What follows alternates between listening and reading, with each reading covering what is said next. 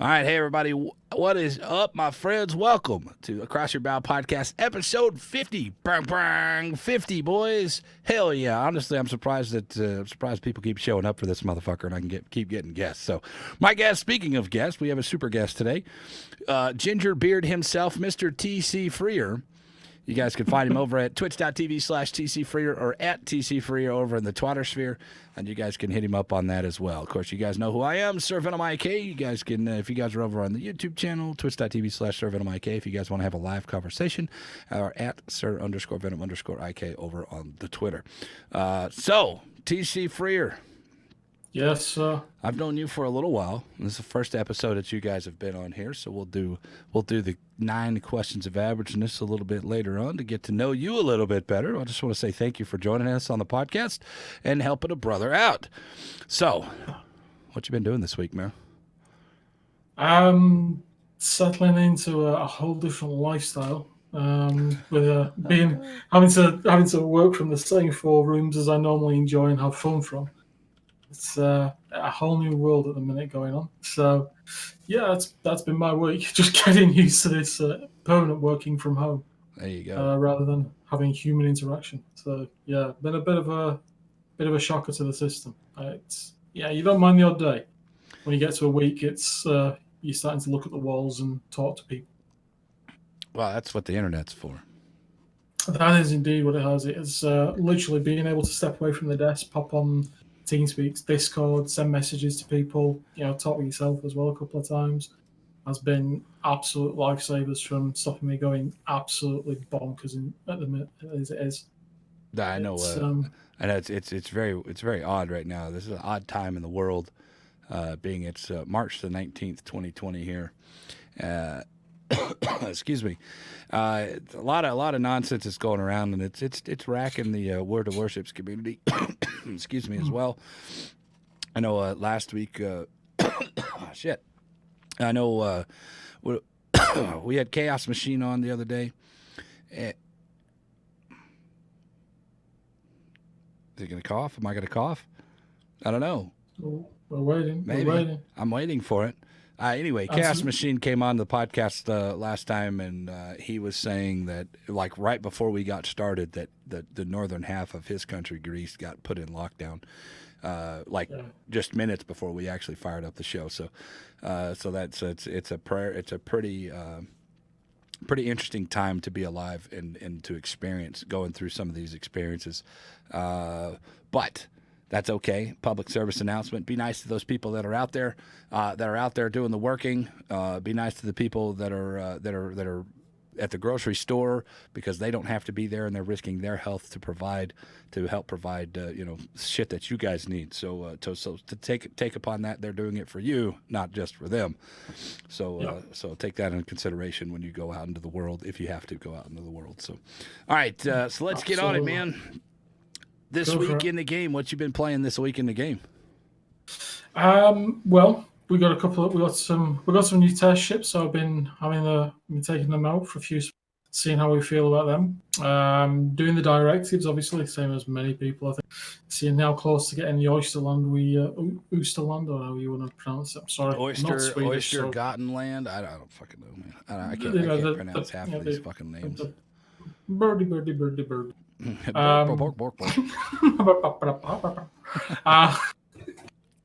Yeah, I've been trying to get as close as I can do to that. Other than that, I've just been spending some time actually reading through some of the new notes for 9.3 that's just gone live today as well on the test server, and having a look at some of the changes that they're putting in there. A couple of nice quality of life changes as well. Actually, that I'm quite happy with. That might give people a better idea of what's in the game as well. So that's quite nice. But yeah, that just enjoying it and having fun like everybody else who has suddenly started playing. What a miraculous thing! Who would have thought it? Yeah, people actually have time to sit down and do something. Yeah, I know, it's unbelievable. All these people playing games during the week. Yeah. It's like they're being forced to sit at home. Oh my god! Do you know what that means? You know what that means, TCfreer? Go on. What does it mean? The underlying truth of that statement is that now, until quarantine is up in these other places, it's the freaking weekend every day. Hell yeah. It's the Weekend Warriors every freaking day. But in my experience, it's always the weekend because those idiots are always playing all the time. I know. I'm right here. I'm on every day. They just come in different names. So either way. So there you go. Me personally, I've been working on. Been playing a little bit of ranked, which I did very well early on, and then all of a sudden I was at rank 3.3. I was like, hey, this looks like we might actually rank out this time, or do pretty well and get under 200 games, and then I lost 11 games in a row. Oh, And then I stopped. I was like, guys, I can't do this anymore. And then I stopped, and then I went. The next day, I dropped down to rank 6. Then the next day, I dropped to rank 7. And then work my way back up to rank 5, and then I get into rank 5. I win 3 games in a row, and then I'll lose 3 games in a row. So I'm at rank 6.3, and I'm probably not even gonna attempt to finish anymore. It's been a rough goes. I got to rank 10. I stopped. I walked away. That's it. I rank 10. I'm happy. It's got a 1 in there somewhere. Well, I got all the way up to rank 3 for the steel and whatever. I mean, if I don't rank out, I don't care anymore.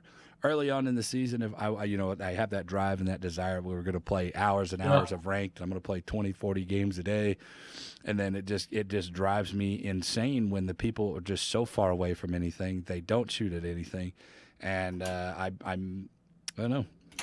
It's a hard thing to do, is to play ranked and to be patient enough to play through it, and I don't really have the patience to play through it anymore. So there you go. The last 2 seasons I stopped at rank 5. I'll probably get back to rank 5 and then stop there, but I could care less.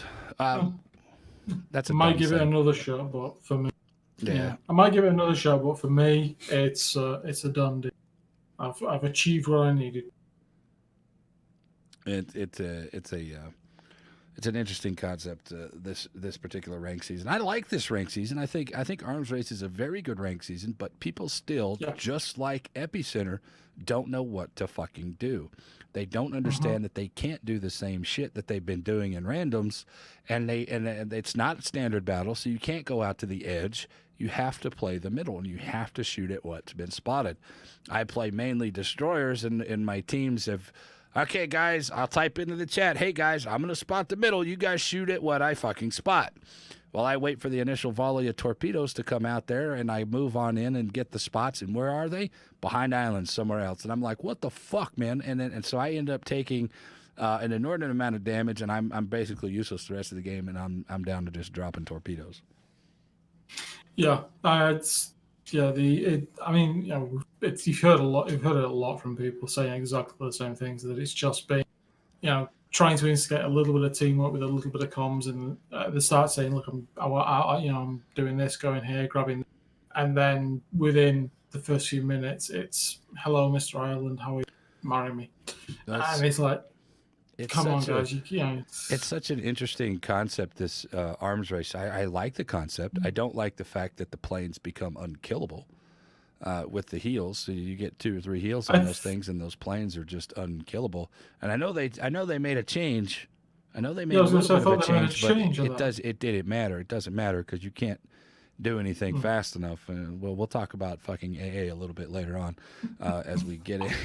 As we get into the podcast, but the other part of the week, we got the test ships 2 days ago. I've been playing the Peter Pablo, whatever I don't know how the fuck to say this thing, Peter Pavlovsky. I don't fucking know. Either way, that fucking boat, and I've been playing the Hayate and the Marceau, and those are the only 3 boats that I've actually cared about and wanted to play, and those things are pretty dope, man. I've played the Gaia. The Aegir, AGIR, the German tin. I think that's going to be quite an interesting concept. I like that. It's something a little bit different. It's kind of what I wanted Kronstadt to be. It's kind of what I wanted the Kronstadt to be, and it feels. I quite like it. I think it's quite a bit of a giggle, that thing to play. I mean, we can go ahead and talk about him if you want to right now. Peter Pavlov's 220 millimeter guns, Russian tier 10. Now, I believe this is supposed to take the Moskva's spot. I don't know if it's the Moskva spot or the other one. I think it's a CA. It's a heavy cruiser, so it could be. Yeah. I think that's the right call. This thing is a fucking monster. This Oh thing is a yes. monster. I was popping citadels on Thunderers from 10 kilometers, 14 kilometers away. Now that's not saying a whole lot because it's a Thunderer and their armor's pretty weak at this point. Yep. But I also from 10 kilometers put a citadel into a Yamato, and then Mm. going around the corner from 3 kilometers put 45,000 damage into a Moskva in one volley. It was nuts. Shit was nuts. And here's the kicker: that rear turret is a 360-degree turret. It So gets on target so quick. yeah, so even if you're making turns, you still have 9 guns on target just at any given time. And Mm. so It's it's nuts. yeah. Oh yeah. I mean, if they don't make I mean they need I think they definitely need to make some small changes to it. You got to bear in mind that once you get hit in the thing, it doesn't take damage well. Now now It obviously this it is takes a pound. yeah, it can take some damage. I've taken some pretty good damage in the bow. It's still relatively tanky bow up.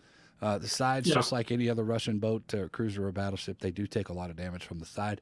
But if you bow up to them, you Yes. can't take a little bit. I mean, it's not as good as say the Stalingrad is, but it's still pretty strong. And the HE on Yeah. it is really good. 4,000 or 5,000 damage volleys on bow end targets is still, but it's not too shabby. Yeah. It's not too bad at all. It's depend. I don't know how they're going to work it, but we'll be interested. We're going to be interested to see it. I mean, I suppose we've got a caveat as well, haven't we? By the way, that everything we're saying is work in progress and Yeah, yeah, subject to yeah. change. Yada yada I yada was going to say that, but yada. you did it. You did it for me, so that makes it even easier. So yeah, There so we go. like you said, everything that we're talking about here, with the test ships, is subject to change. And speaking of changes, there's other changes down the line. I Yes. played that one. I played the Hayate. I really love the Hayate. I think it's a fucking phenomenal ship. I know a lot of the people aren't going to really enjoy this boat, simply for the fact that this is a Japanese Tier 10 cruiser or destroyer, excuse me, with 4-second fucking reloads on that Japanese alpha damage. Now this reminds me a lot of the gearing. It's a Japanese version of the gearing. And holy shit, was I shitting on people with this thing, getting 3 and 4,000 damage volleys like you do in the Shimakaze, Mm. but every 4 seconds. So the Hyatt is a ship I struggle with. I think it's awesome. I don't get me wrong. I love the idea behind the ship. Um, but what I kind of struggle with a little bit is it feels like we're getting the combination of a Haraguma and a Shimakaze. Well, I there's mean, you got the rate of fire from the Haragumo in the guns, oh, it's better. and It's worse than the Harry Gumbo reload, but yeah, oh yeah, I understand what but you're saying. it's yeah. I mean, I just kind of don't. It was one of them. I kind of look and think, is it? Why? But I mean, like you, I've had a lot of fun in it. It's been nice to have a Japanese destroyer where I've not felt that I don't really want to engage in guns with these guys because I can't keep up with them, or I wish I had better torpedoes. I wish I had a better torpedo set than I've got now. Yeah. It's So nice to have a Japanese boat at that level where you don't feel you're too held back by everything. well, let's talk about the torpedoes. You get 10 torpedoes that are 12 kilometers apiece, and they hit for like 23,000 damage. The standard 12, the Shimakaze Yeah, 12 set of torpedoes, or 12 yeah. kilometer torpedoes. These things are pretty good. I mean, I was knocking the shit out of people with them. I attribute Mm-hmm. this boat, it's not a pure gunboat and it's not a pure torpedo boat. This is the reason why I Yeah. say it reminds me a lot of the gearing, because it's a very hybrid style boat. If you need to go in there Yes. and fight somebody, you have the gunpowder to do that with the 4-second reloads and having that 2,150 damage alpha on each shell. You're able to actually sling some damage down range. Now, if you end up taking a little bit too much damage, you can back off just like you can in the gearing and go toward that torpedo boat style. So this is a very flexible play style, which I really enjoy. I mean, I love the hybrid style. I Mm. think the Americans are probably my favorite. Well, the Germans, the Germans are my The favorite Z50s, DBs, yeah. but the gearing are my very second favorite, because you can do both. You can use your guns, you can use your torps, you can sit back with a 6.1 kilometer detection range. That puts you right in line with something like the Z52 or the Daring, that's at 6 kilometers. It's not a bad boat. I've enjoyed this, and I think it's going to Yeah. be worth the 2 million when it comes out. Yeah. I mean, yeah, I can echo that. I think it's I think it's going to be a nice piece of kit to actually tool about in. It's going to be, it's going to be interesting to see how people adapt to it as well. And actually get used to having a Japanese boat that can do this. My initial gut reaction when we first got that boat was, why do we need it? It's a hybrid. You either want one or the other. Why do we need a boat that does both? Since then, I've played a little bit of the gearing. I played quite a bit of the gearing, normally on test server. I have to caveat that for myself because I haven't yet unlocked my gearing on live. As unbelievable and strange as that is. The more I've played that, the more I've kind of thought, well, you know what? Actually, it sits more. It sits actually more comfortable. It gives you that. Do I take that or that? You just take that, and it does both. So yeah, I can agree with you. It works nice. Yeah, it's very fantastic, guys. This is already scheduled to come out for 2 million free XP. They have not said when it was coming out yet, but it is a boat that I will be looking forward to getting my hands on and actually playing it. Rank season, it's a good boat, I think, for rank season. Being as you are going to go up against Darings, and you are going to go up against mainly Darings. As they are really strong in moving forward. So I think this is a very good addition to the game, which is rare because the last couple of things that they put out has been terrible and not good for the game. Yeah. Well, no, one exception in my I think it's one exception because I'm actually having a lot of fun in it. What's that? That's the Smallland. Oh, dude, I was fixing to say, let's talk about the fucking Smallland, man. Let me tell you something. The Smallland is worth 2 million experience, 2 million free XP as well. I have had nothing but fun in this thing, and in those ranked games, I was taking the Smallland with a CV, and I didn't lose but maybe 2 games out of the 20 games that I played. It is a fucking phenomenal boat. It is. It's given so its situation, it's very one-dimensional with the AA. But you can do a lot of fucking work, man. I'd sit behind an island and hump over things that people are just sitting there. The range on it's relatively okay at 11 and change. So you can sit and hump over islands with your guns, and they reload pretty goddamn quick. Even though your torpedoes, they don't hit very hard, you do get 8 torpedoes, a set of 5 and a set of 3, and they can do a little bit. They can do a little bit of damage. But just be annoying. Get out there, and you can stand with the Daring at some points, and although the Daring is probably going to eat you up in the end, but you can do a lot of work. You hit and run with them, man. Oh yeah, definitely. I know I saw there was quite a few comments knocking around the community as well as 2 million. Is it really worth? And I personally, I think it is because I've had nothing but good things to say about this boat. I have nothing but good experiences on this boat. There's been the odd where when I die, it's my goddamn fault, and I understand that, and so it's not the boat's fault for me not playing it right. I understand that there is some drawbacks to this boat having no smoke, and you're going to have to continue to move and reposition and then reposition again, and you're going to be kiting a lot in this thing. So take that in consideration when you're looking at playing this. But the other thing to think about as well, though, is if you've played any of the new French destroyers, you kind of should already have that kind of idea about smokeless gameplay as it is. Yeah. From a destroyer point of view. Guys, so we're hanging out with TCfreer, guys. You can hit him up over at twitch.tv/TCfreer or at TCfreer over on his Twitter. If you guys have any questions, comments, or concerns about anything that we're talking about today, at sirvenomik right here in the chat or in the comments section below, and I'll get to those. We'll get to those toward the end of the show. The Q&A session is after all of our topics. So throw some questions in there for myself. Throw some questions in there for TCfreer, or just comments or whatever you guys want to talk about, and we'll get to that toward the end of the show. So that's there. All right. So you talked about the French boats. Let's talk about the Marceau. Did you play this at all? Played one game in it. I got no time for it. I'm really sorry. Let me tell you. Go on. I need your experience on this. Let me tell you something, man. I played. I've got 5 games in this thing under my belt, and this thing is a fucking monster. This thing is a holy shit boat. Like, oh my god! All right, so you just think the Colbert, right? You think the Colbert, right? Those are 127 millimeter cannons, right? Yeah. So the Marceau has 10 of those, or 8 of those. 8 of those same guns. The third turret is a 360-degree turret. The fourth turret is a standard turret that goes all the way around, or turns around when you go. All right, so you have at least 6 guns on at all times. I was shitting on DDs. I was absolutely shitting on DDs. Yeah. It was murdering things. We had a game last night. The last game that I played in it last night, we went solo, and we were on hotspot. And I spawned over on the A side, and I said, guys, don't ever do this, but we're going to see what we can do. I roll into the cap, the gearing. I start shooting at this gearing that's there, and then he gets radared. I kill him, and I escape, and I go out because I'm still spotted. I go out, and there's a Shemak as he's sitting right behind that island in the middle of B. So I just rush him and shoot him down. He's dead, and we killed 2 dudes and 2 destroyers in the course of a minute. I look up, all 4 of their DDs are dead within 4 minutes. The game ended at 5:57. All because I pushed in there and got those kills. The thing that's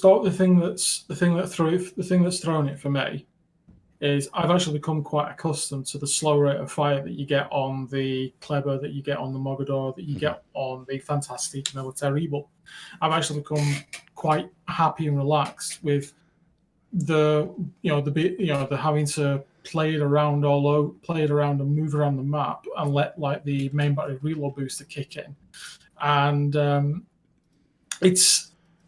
It was a personal mistake, I think, on my part, because I did a Mogador, then I did the Kleber, then I did the Marceau, and when I do that, the first thing that comes to mind is this doesn't feel like I'm used to with the French destroyers now. Right. How I've become accustomed, how I've got used to those 139mm guns, having that slow reload, having to think about, right, can I rush in, get that guy, get the main battery reload booster off, done, kill him, and then, get out of there, get out of spotting, get out of radar, and then think about where the next engagement's going to be once that's come off reload.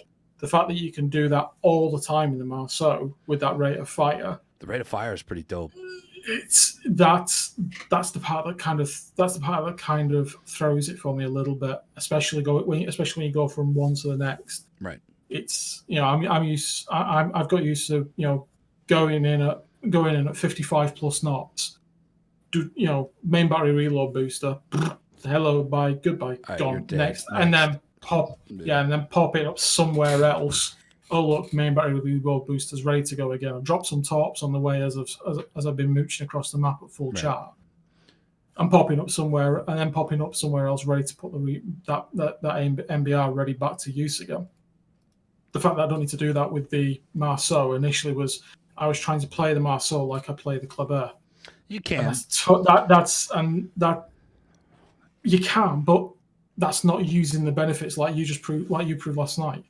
It's not, you've got the benefits of the Marceau. Well, the benefits of the Marceau, I was making a very dumb maneuver because I was like, okay, this is the last one that I have to play, and then I could play at least 4 games in a division with this thing, to make sure that I have my 50%, as we're required to play 50% solo when we're doing these test boats.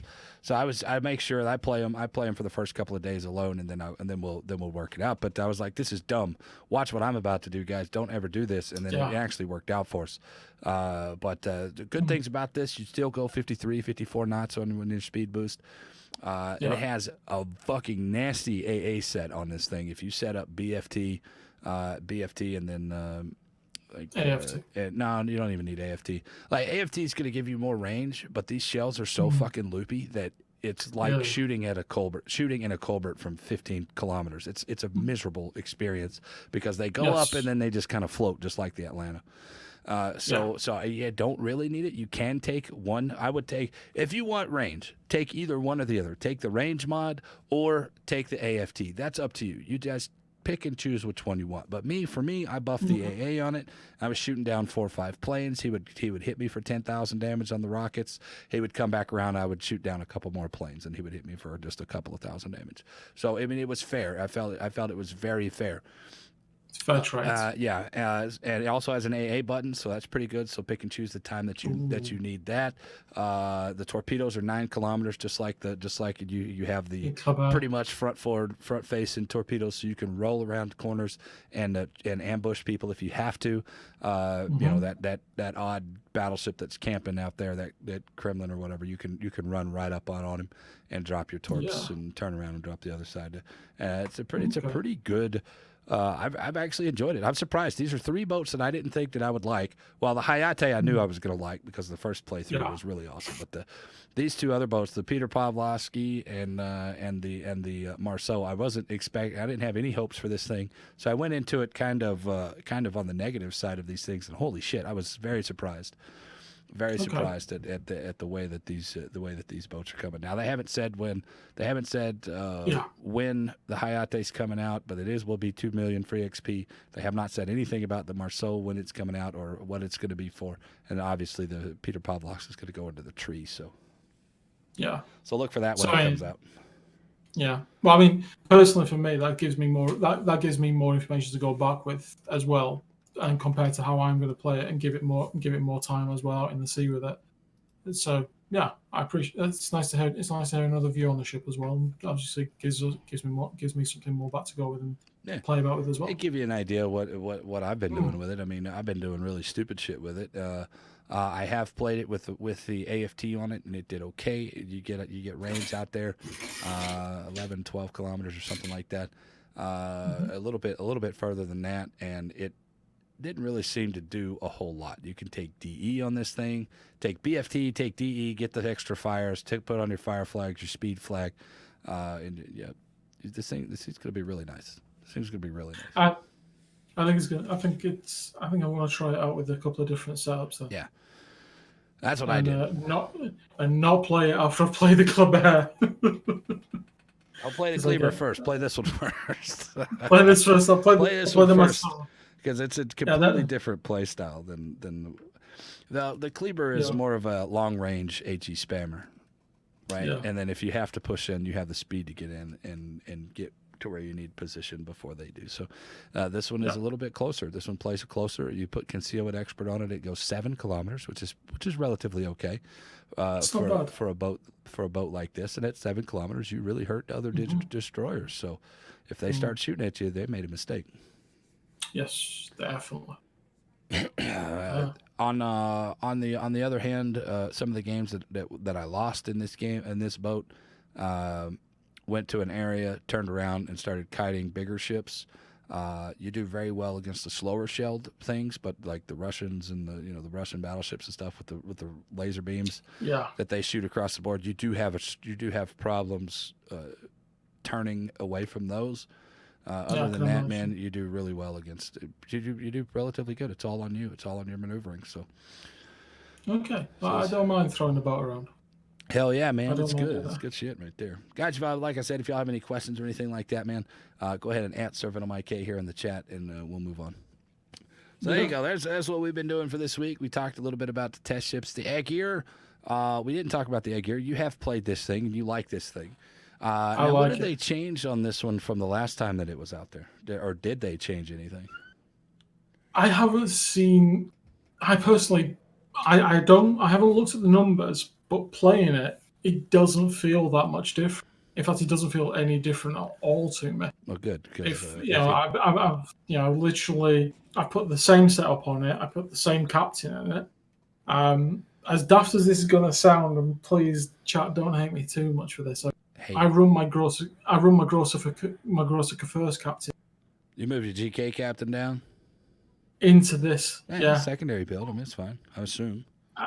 And it is, the fact that you can just literally, crack it up to 30. I think it does almost 34, nearly 34 knots. Yeah. It's not the most maneuverable. It's not the last word in maneuverability, but he's got enough of it. Its rudder shift time is pretty decent. But the fact he's got such a ferocious, because he's got such a ferocious secondary, the turrets turn relatively well. The reload's pretty good as well. It's literally the combination of, what you would want from a Scharnhorst at tier 9, but with more of what a cruiser can do. It's just I'm having so much fun with it. When they put out the Siegfried, I was dead set against that piece of trash. I'm sorry, but I don't like 15-inch guns. And then when you're putting it on when you only have 6 guns, that are Yes. 15 inches on a cruiser, you are really just sitting. You're really sitting back the entire time because Yeah. you're not going to get any kind of angles on anything, and you have to really pick your spots. And well, when you take 305s and you put 9 guns on there, you're able to actually do a little bit more, and which I'm pretty impressed Yeah. with this boat. And I'm not too keen on super cruisers for the most part because they're all 305s or whatever. But I was very impressed. I was very impressed with this thing. If you get close enough, you can Citadel the Yamato cheek, and if you get close Yeah. enough, you can do some serious damage. If not, your HE does pretty decent. Although everybody knows the German HE is kind of shit when it comes to alpha damage. It pins, and it's consistent, but the damage is weaker than most. Yeah. And its AP is still really solid on cruisers. Knocks the shit out of cruisers. But the big hole in the big trick in its pocket is once you push it, once you start to really push in and get actually a little bit more aggressive with it and get down to those closer angles and those closer ranges, if you're going in against someone who's got maybe a 10 or a 20k HP advantage against you, you've always got those 4 metal tubes at the side as well, yeah. and 6 KBs on the side. It's really good, and they're pretty decent. that changes. They're pretty decent angles too. You have to open up just a Yeah. little bit more, but it's like running a Graf Spey, and I love the Graf Spey. It's really good. The angles are on the back end of, if I believe, on these torpedoes as well, aren't they?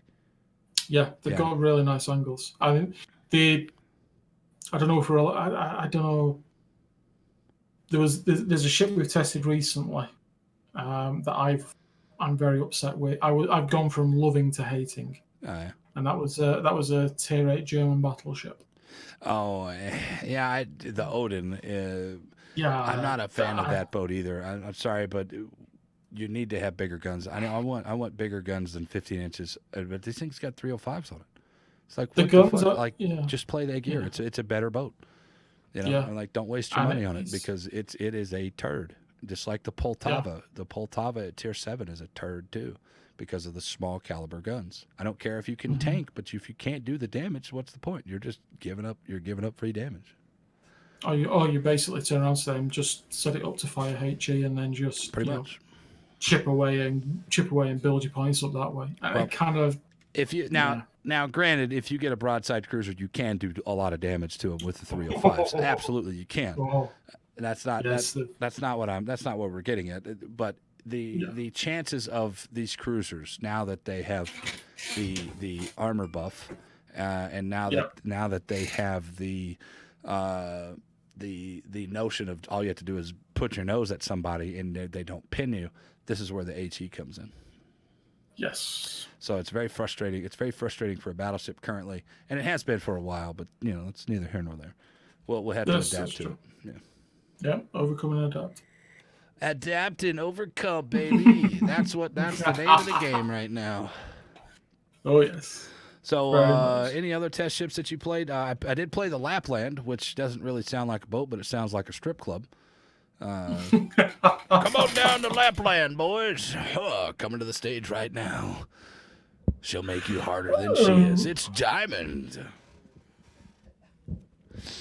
Oh dear. Either way, did I break him? Did I break him, guys? No. Let's see if I can break you here. Coming to the stage right now. Coming to the stage right now. Trust me, man, she is real. You just got to have a little bit of faith. Faith's on the stage, boys. There you go. All right, either way. The only other one of note that is coming out for steel that they've already said was coming out for steel was the Shima. Not a big fan of these Shima. I don't like 6-gun battleships. They're just very inconsistent for me. I know some people out there love the Georgia, but that I can't. I just want to pull what's left of my hair out by playing that boat because I can never count on those guns to do what I need them to do. And it's another one of those one-trick ponies. The Georgia is right. So the Yashima with six guns, you're generally sitting in the back and you are sniping. Now, when you hit something, you knock the fuck out of this thing with those 510s, with 20-inch fucking guns. You knock the fuck out of them. As long as they pen and don't overpen.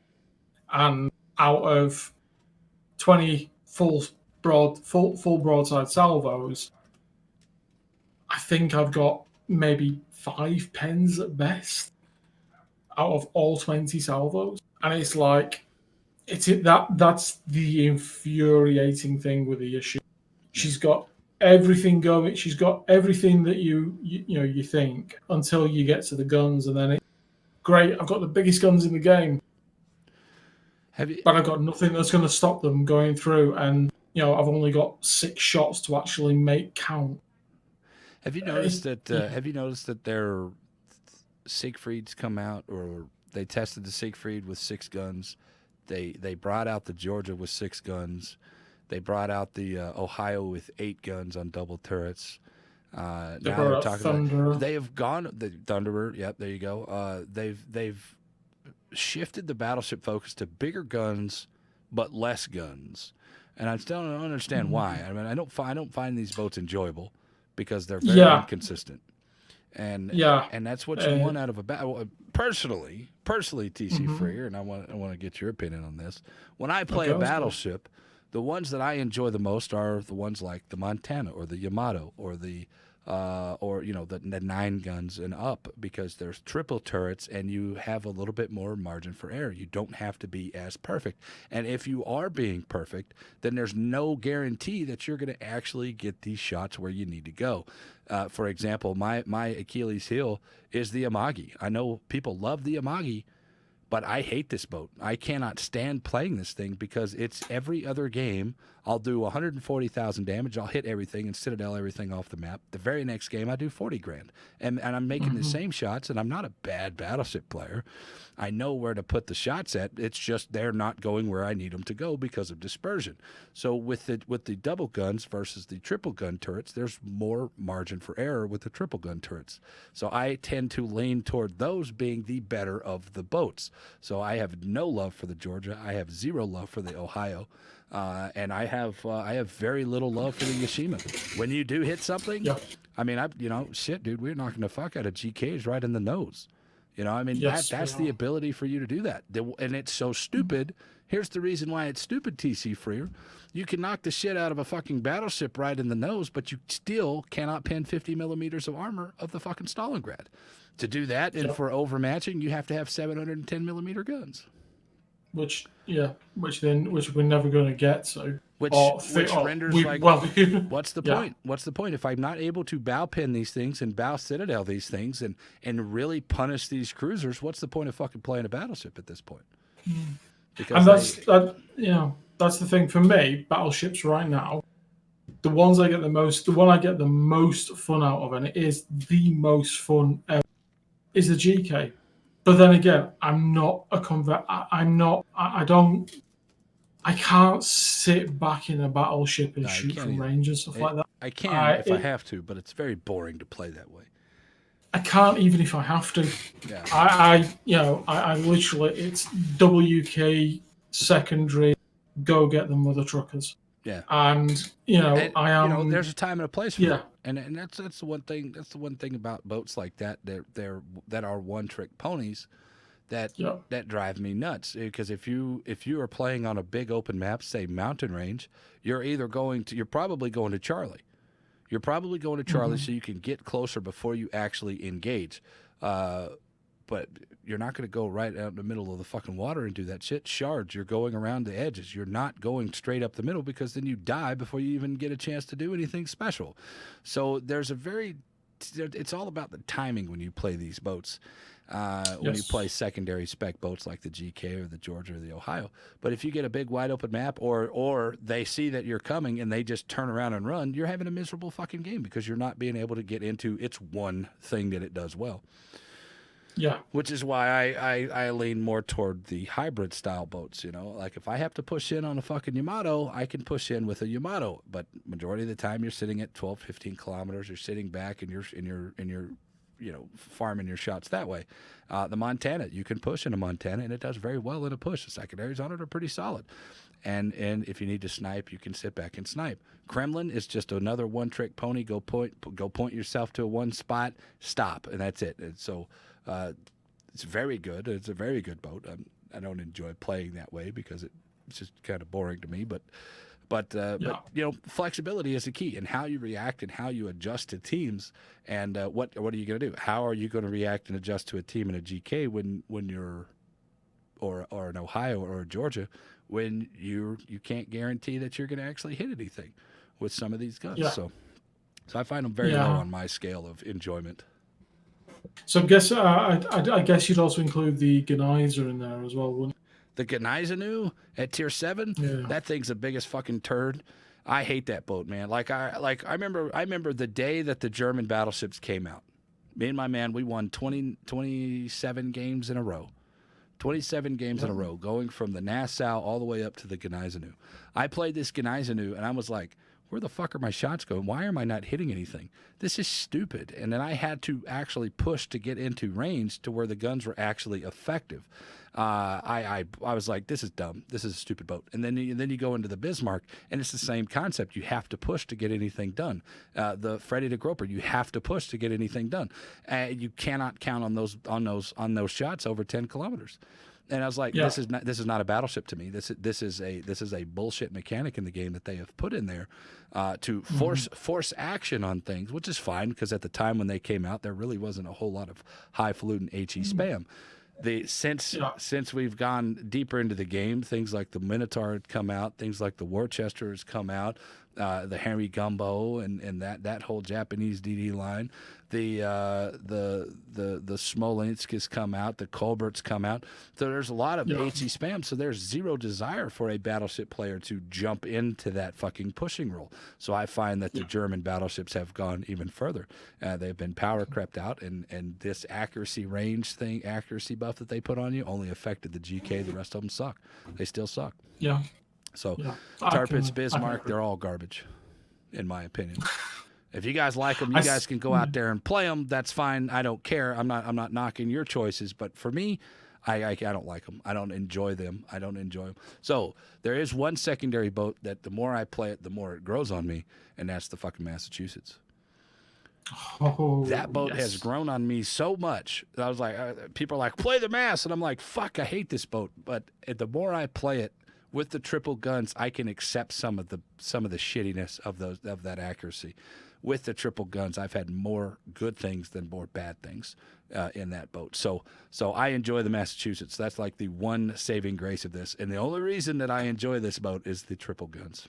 So I can actually knock people out with my guns instead of, okay, well, I fucking missed. Now he's going to hit me with 30 more fucking shells before I get a chance to reload just to miss again. And now I'm on 18 fires, and it's just a fucking garbage thing.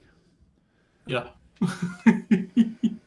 See, I like it for the completely opposite. The fact that it gives me an American secondary spec ship that I can just take into tier 8, and on the occasions where we are top tier or tier 8, just have the biggest ball ever. Dude. Just literally, you have secondaries, everybody gets a secondary shot. Yeah. And and then just keep flicking the turrets, and the fact that the turret's reverse doesn't feel like it holds me back on them, and the fact that I can, one turret here, really turret there, then the rear turret somewhere else. It's such a giggle. It's so much fun. All right. So what do you guys think about secondary boats? Do you think that they've been power crept a little bit? Do you think that the German battleship accuracy mod made a fucking difference to people? Didn't make much difference to me because, well, they're still 15-inch guns, and even if you hit something, you're not doing a whole lot of damage anyway. So there you go. Either way, you could polish a turd, but if it's a turd, it's still going to be a turd, but a polished turd. So that's my assumptions on those Germans. Now the GK has gotten a lot better. My love for the GK has gone way back up because of the accuracy. You can actually count on your shots to go in there and not have to rely solely on your positioning and solely on your secondaries to get those damages done. So it's pretty good. It's been an interesting ride the last couple of months since that accuracy mod come in. Yeah, it's definitely thrown the cat amongst the pigeons. But as it is TCfreer, I refuse to reset my German battleship lines again unless somebody pays me $100. That's it. Because I won't do it. I won't fucking do it. I hate playing that shit. Like, it's fine up until you hit to the Baron. The Baron starts a little bit. It's still pretty strong for its tier. But Yep. then that 7, 8, 9 is just miserable for me. I absolutely hate playing those boats. So there you go. I will reset them again for $100, or for $1,000, TCfreer. I will reset everything. Everything. I will start over from scratch, boys. You know, when we were talking last night, going through a few things, obviously, and when you said that, I literally almost fell on my chair when you said that. That was like that's like, oh my god, that, what would I do with it? How would I? And it was, yeah, I just couldn't fathom that. And it's checks in the post. I do it. I would fucking do it in a heartbeat. One-time donation of $1,000. I would take that. Okay, guys, after this game is done, we are resetting every one of our lines. Now, what does that mean? Can I use free XP? I don't know. We haven't really worked out the details on it, but I would do it, and it's on my list. It's on my !trash list. If you guys ever come into the channel, twitch.tv/sirvenomik at @sir_venom_IK over on the Twitter. You guys can read up on that because there's a couple other boats out there too. So. Anyway, guys, we're hanging out with TCfreer, twitch.tv/TCfreer at TCfreer over on the Twitter, man. So what do we do? Where do we go? Where do we go from here? What do you want to talk about, man? Something special for you? Something special for me. I don't know. What's special for me at the minute? How about this? Let's do the 9 questions of averageness. And then let's do something that weighing on your heart, or something that you think that's not getting enough attention, or it's getting too much attention, and we can talk about that. How about that? Okay. You want to do that? All right, guys. Y'all ready for the 9 questions of averageness here? TCfreer. Question number 1. Prepare to be more average. Yep. How did you find World of Warships? I got into World of Warships on the second draft of Closed Alpha. I used to play World of Tanks. Closed an Alpha? amount of time. Yeah, Closed Alpha. You've been around for a while. Right at the start. Yeah, 2015. So that's when I got into this. I played probably not far off about 70,000 games of World of Tanks, and my granddad got me into boats and sailing and ships and all that kind of stuff. And when this came out, it was like finally a game where I can actually do this kind of stuff. I know there's other games that you used to be able to do stuff like that, but this one just literally it jumped out and appealed to me straight away. So it was like, let me in. Constantly, I think it was Tucky at the time who was dealing with it. I think I sent him about 15 messages, stupid, in the space of about a week, asking if I got in yet, or if I got in. And then came home from work one day, and there's an email, congratulations, you're it. Please get this and download it. It's like, yes, Christmas. So that fun was and awesome. Exciting things, man. I missed out on the closed beta.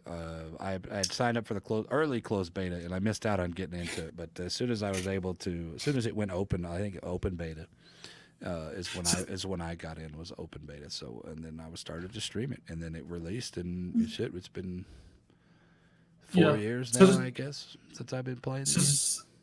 Does that mean, did you get to witness the gloriousness that was the Kitakami? No, that was before my time. I heard the stories. I was talking to General Dort about it. He's like, they did a rank season, and the second, he said the first rank season, if you ranked out, then you would get the Kitakaze. That was the reward for ranking out. And he said the second rank season was just him throwing out the Kitakaze torps and getting 2 and 3 kills at a cap at the very beginning of the game. It was hilarious what he was saying. And I wish people would have recorded more gameplay of that back in the day. Apparently, but the other thing its claim to fame was that it also had the highest team TK kill ratio. Yeah. Team kill ratio. I think it was an interesting boat, and I'll be honest with you, man. With boats out there that have 15 torpedoes, with boats out there that have fucking eight torpedoes, and you can drop a reload booster. I think the Kitakaze still has a place in the game today. Like right now, with all the torpedo reloader boosters, just cut the fucking torps in half, give it 10 fucking. We got the fucking Benham, for fuck's sakes, man. The Benham out there dropping 8 torpedoes every minute on one side. That's 16 torpedoes every fucking minute, man. Holy shit, dude, that's a lot. I think that if you take away 2 of the launchers, instead of having 20 torpedoes, you have 10 torpedoes, and I think it has a place in the game. Although it was like a Kuma, it was like a tier 4 fucking cruiser at tier 8 though. Oh yeah, it's got no health, it's got no armor at all, it's got nothing going for it except for the fact that you can literally just. Dude, I mean, we get the fucking Smolensk, and that thing has no armor and no fucking hit points. Why are we not getting these fucking? Why not? Now is a perfect time. With things like the Colbert and the Smolensk out there being broken fucking stupid, why not just throw shit to the wind and fucking bring back the Kitakaze or Kitakami, whatever it is? You know what? I think this has to come from the community though as well. So I think everybody who's watching, all I would say is please Twitter at World of Warships hashtag Kitakami back when. Just start spreading that as far and wide as it'll go. Eventually, someone might say yes. I doubt it. I doubt they'll say yes, but hey, you never know. You never know. All right, question number 2. What was your motivations to start streaming World of Warships or streaming period? Motivation to start streaming for me started. Well, I'll be. I think I'm the same as yourself. I had 6 years in September. I'll have been streaming. My 6 years is tomorrow, actually. Yeah, there you go. Congratulations for tomorrow, mate. Well done. Yeah, but I'm not streaming tomorrow because it's bowling night. We'll do something. Means you got all the time with the pints of beer and the bowling balls to actually play. Nah, I don't drink beer. But anyway, so what was your motivation? But basically, I was looking around to try and find people to talk to and to ask questions about who were the same kind of level of game at the time that I was. And all I could find was, people who were at the top of the. And he's like, I just wanted to ask a question, and I always felt a bit awkward. I couldn't find that. Basically, a player like me or a little bit above me, and ask the questions that you might feel they're a bit stupid because they're a really good player and stuff like that, and they won't want to answer. I couldn't really find anybody who was willing to do that, or players that I did see doing that. You normally got the answers, and you thought, well, you basically just taking the mick out of me with that answer. So that was it. I just thought, and I thought, you know what? I've got the opportunity. I've got the box that I need to do it on. Give it a shot. What's the worst that can happen? There you go, man. You saw a need and filled the need. That was one of the things that I've always tried to tailor my shows into, is helping the newer guy answering those stupid questions and answering it in a way enough to where they could understand what the fuck I was trying to say. Because I know TCfreer, we've been playing this game for a long time, and we can sit here and talk about this game for the next 3 hours, and people aren't going to understand it. So the easiest way for people out there, if you're wanting to get better at this game or wanting to get some knowledge, come into somebody's channel with a very specific question. Very specific questions are so much easier for us as streamers, us as players, to actually respond to. Because if you come in and say, "How do I play this game?" I'm like, "Oh God, here we go. Sit down, man. Pack you a fucking lunch, because it's going to be another 4 hours before I'm done talking." And they're not going to want to sit there and listen to it. So, but there was a fundamental shift. It was long about the time, probably about 6-8 months after I started playing the game, to where I shifted from, okay, I'm learning the game, now I'm trying to help the lower players out, educating the players, and since then I think that's the right attitude for the community, and the community has shifted from, hey, look at me, I'm the best, look at me, I'm the best, which you saw that early in the community, and you even said that you had that feelings, and I want to be approachable. I know you want to be approachable. Ask away. I'm pretty much an open book. I'll tell you whatever I want, or tell you whatever you want to hear, and as long as it's helpful. And I think that that's a good thing, and that we've planted this seed of educating the players, as opposed to, hey, look at me, I'm better than everybody else, which I find very arrogant, and I don't tend to migrate to those type of streamers anyway. So. And there's still some of them out there. Whatever. All right, so going from just a player to a streamer, and now you're a community contributor. Congratulations on that. You've been a community contributor for a while, though. What exactly do you hope to contribute to our community here? Okay, so the thing that I've actually done a bit of research on the answer to this question. Okay, so I asked a few people, what have I brought to World of Warships? What do they see in me, and what do they take away from me whenever they watch or get involved? What do they think? And the thing that they said is that it's basically it's the fact that we're showing that, you know what, yes, we want to win, yes, we want to be the best, but you know what, we want to prove that this is a game. It's a bunch of pixels, and this is what we're all doing to escape from, IRL. It's even more important now, obviously. Yeah. But we can have, it's somewhere where we come to have fun. We shouldn't, we should try and help people as much as we possibly can do to have as much fun as we can do. Yeah, there's always going to be that player. You're always going to come across that player that no matter what, no matter how much you try and be polite and helpful and have a laugh and have a joke, that is going to be salty and bitchy. That happens. It's life, IRL. It happens to me all the time. Not a problem. But you know what? I think it's happened to me 2 or 3 times in my entire time playing World of Warships. I have been either exceedingly lucky, or it's just the community that we've got here that, that's what it's like. You can just have so much fun. I put an example on my Facebook page, and it basically was there was me and Chaos in a division. Chaos went AFK at the start of the game. He's going to hate me for admitting that to everybody, but AFK Caller Nature contributor, man. What the hell? I know. He's Caller Nature's there, and it was actually Caller Nature as well. But we put it in chat, and I was like, "Oh, you need to." Someone was saying you need to move, and I said, "Look, I'm really sorry, but it's either he moves or he has a warm beer. Which would you have?" The response from the guy was, "Can't let him have a warm beer. He needs to have a cold one." And that's the thing. People are willing to have that kind of a crack and a laugh. It's great. That's something that you have a very short amount of time to capture somebody's attention span, and the attention span is so small that if you're not entertaining, if you're not enjoyable, or Go on.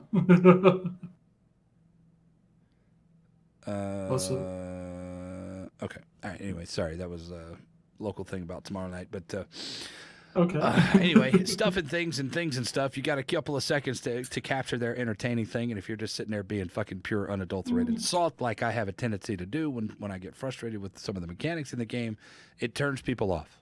And that's something I've always enjoyed about your stream. Is you do have a little bit of moments. Everybody has those moments. Son of a bitch, just pure unadulterated saltiness.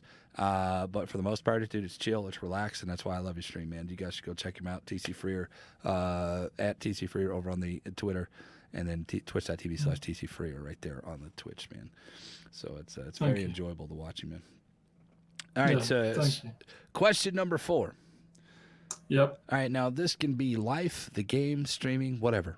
It can be anything, you're all right? What has been your biggest setback, and how have you overcome it? What did you do to overcome it? Okay, so August last year, I was told by my doctor I was actually depressed. They put me on a load of antidepressants, stuff like that. And I nearly completely jacked everything, and that was a real low point. And then just as you start to get over that, you come out to everyone, you let everyone know, you basically open up to everyone, and start that process of dealing with that. The doctor then said, "Oh, and by the way, you've got diabetes as well." And it's like, yeah, I kind of figured that was on the cards, but you could have waited a little bit for me to get a bit more over this. So yeah, getting one is bad enough. Getting both at the same time is, it puts a lot of a big downer on. And the only thing I can say is thank you to everyone who. Everyone knows that. Everyone knows that. Everyone knows that. There's a group of us. We are the Bobs. And I can't say anything, but I literally every time I log on to our TeamSpeak or our Discord, I do want to type it and just say thank you to them, because without them, without family, I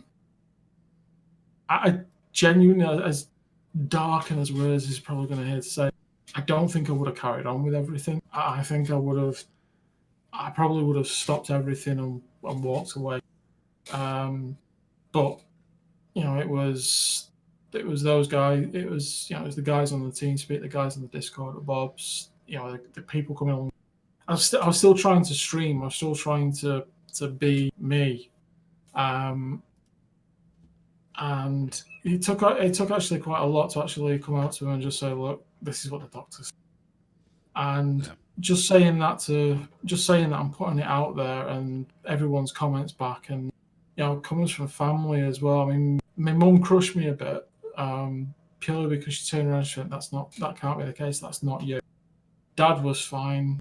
My sister-in-law was fine. Mum it took her a good couple of weeks to come round before she actually said, right, well, what can we do to get you? What can we do to get you around this? What do you need to do? And I now feel where I am now. It's a chapter of life. It's done. The sledgehammer has come out. The comedic banana has been placed on the floor. I've stepped on the banana, and the sledgehammer's come down on my gut at the same time. So hey, that's great. That's done. So couldn't have got through it without the community. Right. Really couldn't have. So that almost put me back completely. But hey, we're still here. We're still having fun. We're still doing daft stuff. It's interesting. It's interesting that you say that, because I know if it wasn't for the stream and me having being fired from my job before I started streaming really heavily about 4.5 years ago was when I went full time. I got real depressed, and I still have problems, not with depression, but I have problems with anger. That's my biggest setback, is I have so much pent up anger, and it's along the same lines of depression. I know it's a little bit different, and the majority of the people, when you say I'm just fucking pure unadulterated rage, they tend to shit on the anger guy, the guy that's angry. Oh, you can control that. Well, let me tell you, motherfuckers, you can't control your anger sometimes. When it just, there's times that I've been so purely unadulterated, just full of piss and vinegar, that I don't remember things that I've done, but just blackout angry, and it's scary. So take this. Listen to what TCfreer is saying. People have depression. People have these afflictions that are emotional afflictions, and you don't know how to deal with it sometimes. Now, through a lot of work, or a lot of hard work and self-examination, I've been able to deal with my anger and understand that there is things that I can do, but there's people out there that don't. When you shit on your whole life for having any kind of emotion as a dude, as a guy, like, oh, you have an emotion, you're a pussy. How many times you guys heard that? You're feeling sad, you're feeling down, nah, don't be a pussy, rub some dirt in it and fucking move on. People don't want to care. So you don't get these tools to learn how to deal with it at a young age. So you're dealing with it in your 30s, and you're dealing with it in your 40s, and you're having to start from scratch. It's very hard. So don't shit on the depressed guy. Don't shit on the angry guy. Maybe there's a reason why he's angry. Maybe there's a reason why he's depressed, or maybe there's no reason why he's depressed. It just happens. So a bit more power to you, man. And it's all from the community. The community, I tell you what, they pulled me out of my depression. They pulled me out of my suicidal nonsense that I was going through. They pulled me out of a lot of different things, and that was my therapy. That was my catharsis, I guess, is to come out here and bullshit and talk to these motherfuckers. And from what it sounds like, the Bob's clan was that for you, and your community was that for you. So more power to it, man. I love the community, bro. Yeah, definitely agree. Hell yeah. Yeah. Hell yeah. Them motherfuckers right there, man. There's some good motherfucking people right there. All right, so what's next? We got you start out from just being a random Joe on WoW's player, and then you move on to you being a streamer. Then they contact you and they say, hey, TCfreer, we like what you're doing. Would you want to come be a community contributor with us? And you said, hell yeah, motherfucker, give me them free ships. And he said, what have you... So the question I have for you, going from all of that, going from all of this way, what have you learned about the community, what has changed in our games community, and what has changed in the streaming community since you started 6 years ago. Okay, so the World of Warships community is without, I think, is without question of doubt. It's one of, if not the most chilled, relaxed, helpful communities out there. Yes, we've got our little salt rocks out there, but you know what? In the whole, it doesn't matter whether you're a new player, an old player, an existing player, or anything like that. You're made to feel welcome. You go and speak to people. You're made to feel welcome. You play as a random player. You say, "Hi, it's first time in this," and people say, "Yeah, yeah, this is your first game in it. Okay, do your best." And you go. There'd be times if I compare it to my time in World of Tanks, you'd see somebody say that in chat, and immediately just everyone would break out going, "Oh, noob, noob, noob, noob, noob! Oh, we're gonna lose because you can't, because you're in that ship, you're in that tank, and you're supposed to do this." And there's none of that really happens, and it's just so refreshing that there's a gaming community where that is the case. In terms of the streaming side of World of Warships, we all basically, to a degree, lesser or greater. We all kind of look out. We all kind of look out for each other. We all kind of, we all know quite a lot of us all know each other, and all just whenever someone hits an achievement, you can see it on Twitter. There's just so many, you hit a certain goal, it's like everyone's like, "Oh, well done, really, congrats," and all that kind of stuff.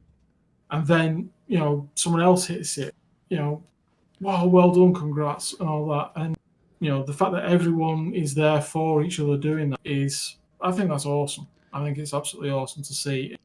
It's just like a big extension of it. Reassuring and it's very enjoyable when things like that happen.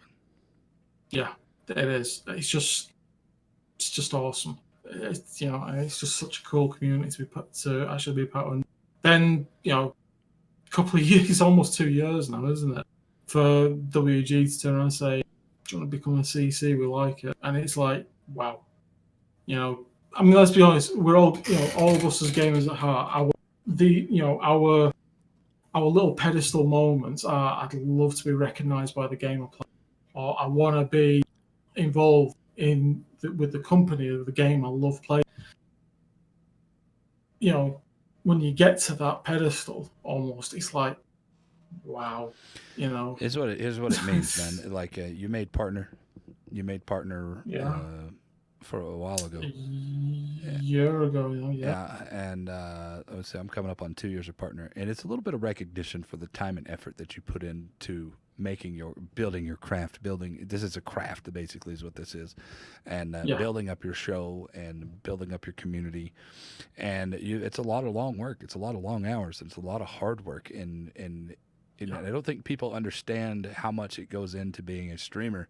It's amazing, dude. I've got 2 computers here, having to fucking hook that up, sound engineering it up, troubleshooting it, being an entertainer, being a confidant for people, being a source of fucking wisdom, and there's just this whole outlet of things that a streamer has to be to get anywhere. And then when you do like there was nothing for us until the affiliate program came out, and I was one of the first classes of affiliates. I was also one of the first classes of affiliates to actually push up to make partner, and so it was a little bit of recognition, and then it was a lot of recognition, and then I'm continuing to play World of Warships after I make partner, and then it was recognition by the game. So it's very enjoyable to it's a very nice thing to say, hey, yes.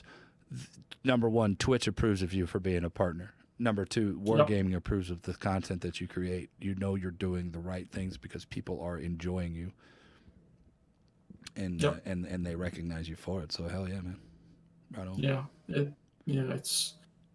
And then it's just a continuing push while you're there as well. I mean, my mum and dad don't really understand any of this. They're not very into the call side. So when I say, "Oh yeah, I'm going to be streaming this week," I'm putting on my show, they're like, well, what does that mean?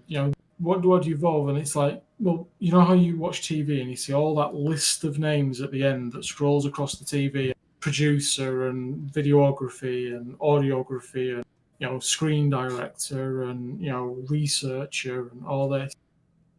Yeah, hello. That's all you. That's all on us. Absolutely. We don't have we don't have anybody else to do that for us. We have the guys who mod the channel, and It's one of the amazing things. people, by the way.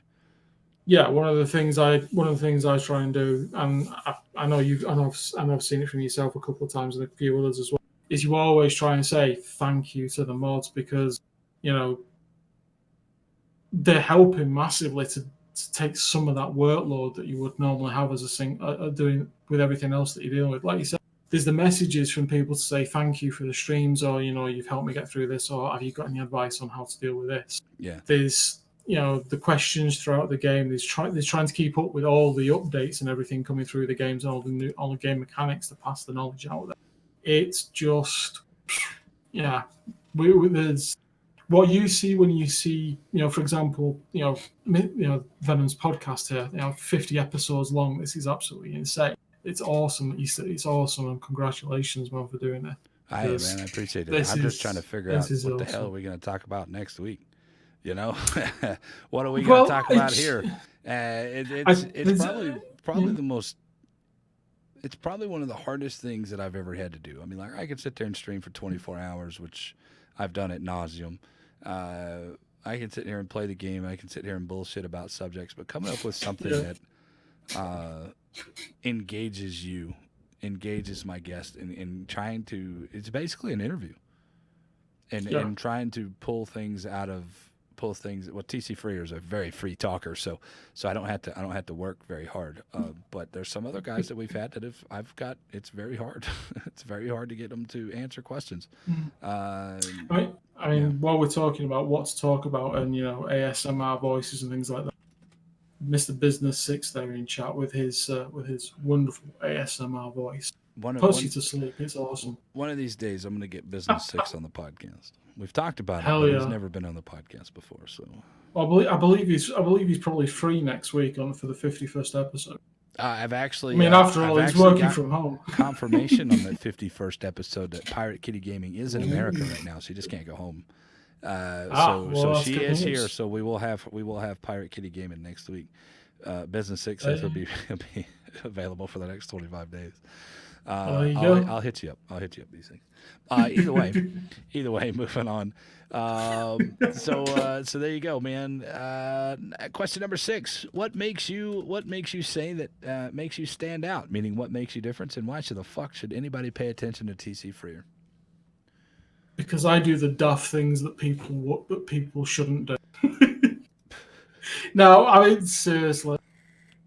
I did. The whole point of what I do on Twitch, the whole point of what we all get together and do as Bobs and as myself and everybody with the community in the stream is it's where you literally you've had a bad week, you had a stressful week, games haven't gone your way, ranked isn't doing it for you. Weekend warriors are getting on your nerves. You know what? Hey, chill out.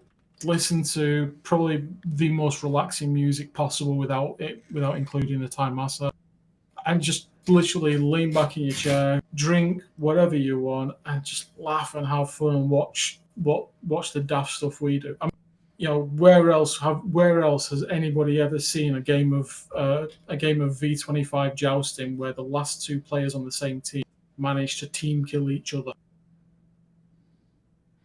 I've not seen it anywhere else. I don't think I've seen a couple early on when my career, people would have to download the training room and they would go challenge each other. I've seen 1v1s in there from OGisms and a couple other things like that. But now when you get a whole bunch of them, I know B6. Me and B6. Well, he did it. It was for his video. Yep. Mikasa's up the middle on two brothers on both sides, or 12 Mikasas versus 1 GK and shit like that. That shit was hilarious, and it was just something fun to do. Do you know what? Talking to Mikasa's, then here you go. Let me share an image with. Where is it? There it is. There you go. I'll let you share that. You can link it into the chat if you want to, because Yeah, just done that for you. This image, the screen image, I've just sent to Sirvenom for you to have a look at. This is the result of what we did. We're probably well known. Some of you may have known. Some of you may have been there. We did a Christmas streaming, Bob. We started at 9 o'clock on the Friday before Christmas, and we went for 4 straight days, 72 hours. We that's averaged 3 about days. 200. 3 days? No, it was longer than that. It's 4 days. Yeah, well, you said 72 hours. That's 3 days. 72? No, it was longer than 72. I can't remember how. This is the problem. Okay, we just kept going. 24. 24. That's a good. What do you? Maths is hard. I need Excel. 96. Thank you. See, that's why I've got that. That's why he's with me. I need him. No, that's him. He's that way. He's not that way. He's that way. Yeah. So basically, we did a stream change. So we had 20 or 30 streamers streaming in short sections, so that no one got too tired or overstressed. And it went from Friday at 9 p.m. till Monday at 9 p.m. And we were getting so tired at the end that literally thought, you know what? They've just released that Mikasa code for everyone to get a Mikasa on rental, and we managed to get out of the 12v12 game. There was only one ship on each team that wasn't a Mikasa in a map. And yeah, there you go. That's the screenshot. That's funny. Yeah, so I think Bob's officially holds the record for the most Mikasas in a random game on a drop. I don't think anyone, unless someone has got the miracle of the 12v12. I've not seen a screenshot of it yet. But yeah, we did. But yeah, that's yeah. That's we do stuff like that. That's amazing. I know the 90th clan. They do a lot of drops. We had like 7 to 10 of their players in a game with us last night. But I haven't seen too much of that. But there you go, guys. Pay attention to what's going on in TCfreer's fucking channel, man. He's a fucking great dude, and they do some really dumb shit sometimes, and it's pretty enjoyable to be a part of that. And I know we take. Operations, taking everybody from the chat into operations every once in a while. It's a pretty fun thing. So number 7 is who influences you as a person to go toward that next level? It could be a family member, person, an artist, a book, a movie, something that inspired you to take it up a notch. My granddad. Yeah, my granddad. I lost my granddad back in '99. Just before I took my GCSEs, and he is the biggest influence in my life. He still is to this day. Basically, I just everything I look at, everything I want to do is I want to do it as well as he did everything. Mm-hmm. He got through World War II. He and my grandma. He did everything. He was known for being just a nice, gentle. He was a bit forthright with some stuff, but he was just so well known, so well respected. Not for any negative reasons of being, you don't want to mess with him or anything like that. It was just, it's John Hall. His name meant something, and I just want to emulate my granddad. I just want to prove sort of to myself that I can do it as well, and prove to him as well that I'm the eldest grandson. I've got to prove that I can do it. It's a lot to live up to. It's a lot to live up to. Yeah. And you have to elevate yourself to get up to that level. If you can be, I don't know about you, but if I could if I could live up to half of what he's lived up to, and then I've done a good job. And it's a wonderful feeling to be able to have somebody like that in your life. Yeah, I mean that's the hardest thing. I mean, this kind of brings it around to real life as well at the minute. That's one thing. That's one other thing I'm going to miss besides human interaction in the office is that my route home, I would actually drive past where his memorial tree is. And every couple of nights it'd be a stop off and say hello to him and catch up with him. There you go, So man. I'm kind of Mad going to respect miss for people that as like well. that, So I man. can Mad respect for those type of people, man. And anybody that can inspire you and I encourage people out there to have somebody like that and like, okay, look, these guys that had nothing, they built it up to this, or they just well respected, they survived something. Those people are inspirations, man. And I'm sure everybody has something that has inspired them, other than my bikini picture. So, my bikini picture is Rob there. Question number 8: do you have any tips for streaming to an aspire streaming or ships streamer? Couple of things I would say is, number one, switch off the viewing number. Don't look at it. Don't think about it. And number two is talk as if you're talking. Talk as if you're talking to your friends. Even no matter who's there, whoever's not there, talk to them, engage with them, because there's nothing worse. I mean, you walk into a room that's silent and it's like, okay, is anybody here? Hello. Whereas if you walk to a room and there's just a couple of people having a conversation, you gravitate to. Same thing with this. Same thing with us here at streaming. You don't, if you go into a stream and it's silent and there's someone who's super close up to the camera and is so concentrated, so wants to do everything, but ignores your hello in chat, you don't stick around long. But if you say hello and they're like, hey, how are you? Straight away, you open up that rapport, you open it up, and just ignore the viewership numbers. Just concentrate on talking to whoever's there, saying hello to. And that's what I would say. That's the best thing I can say to anyone. And never be afraid of clicking the go live button, or never be afraid of not clicking the go live button as well. If you think you're going to do a bad job, then don't don't do yourself a disservice. But if you are, just go for it. I think that goes back to what we were talking about earlier, in always having something to say. We talked about this a little bit the other day, and when I first started, I didn't have very many people, and I know TCfreer's in the same boat. We didn't have very many people, and it was just me constantly chit-chatting and bullshitting with myself, with my bots, or one of the mods that showed up that particular day, and being able to capture the attention span of somebody.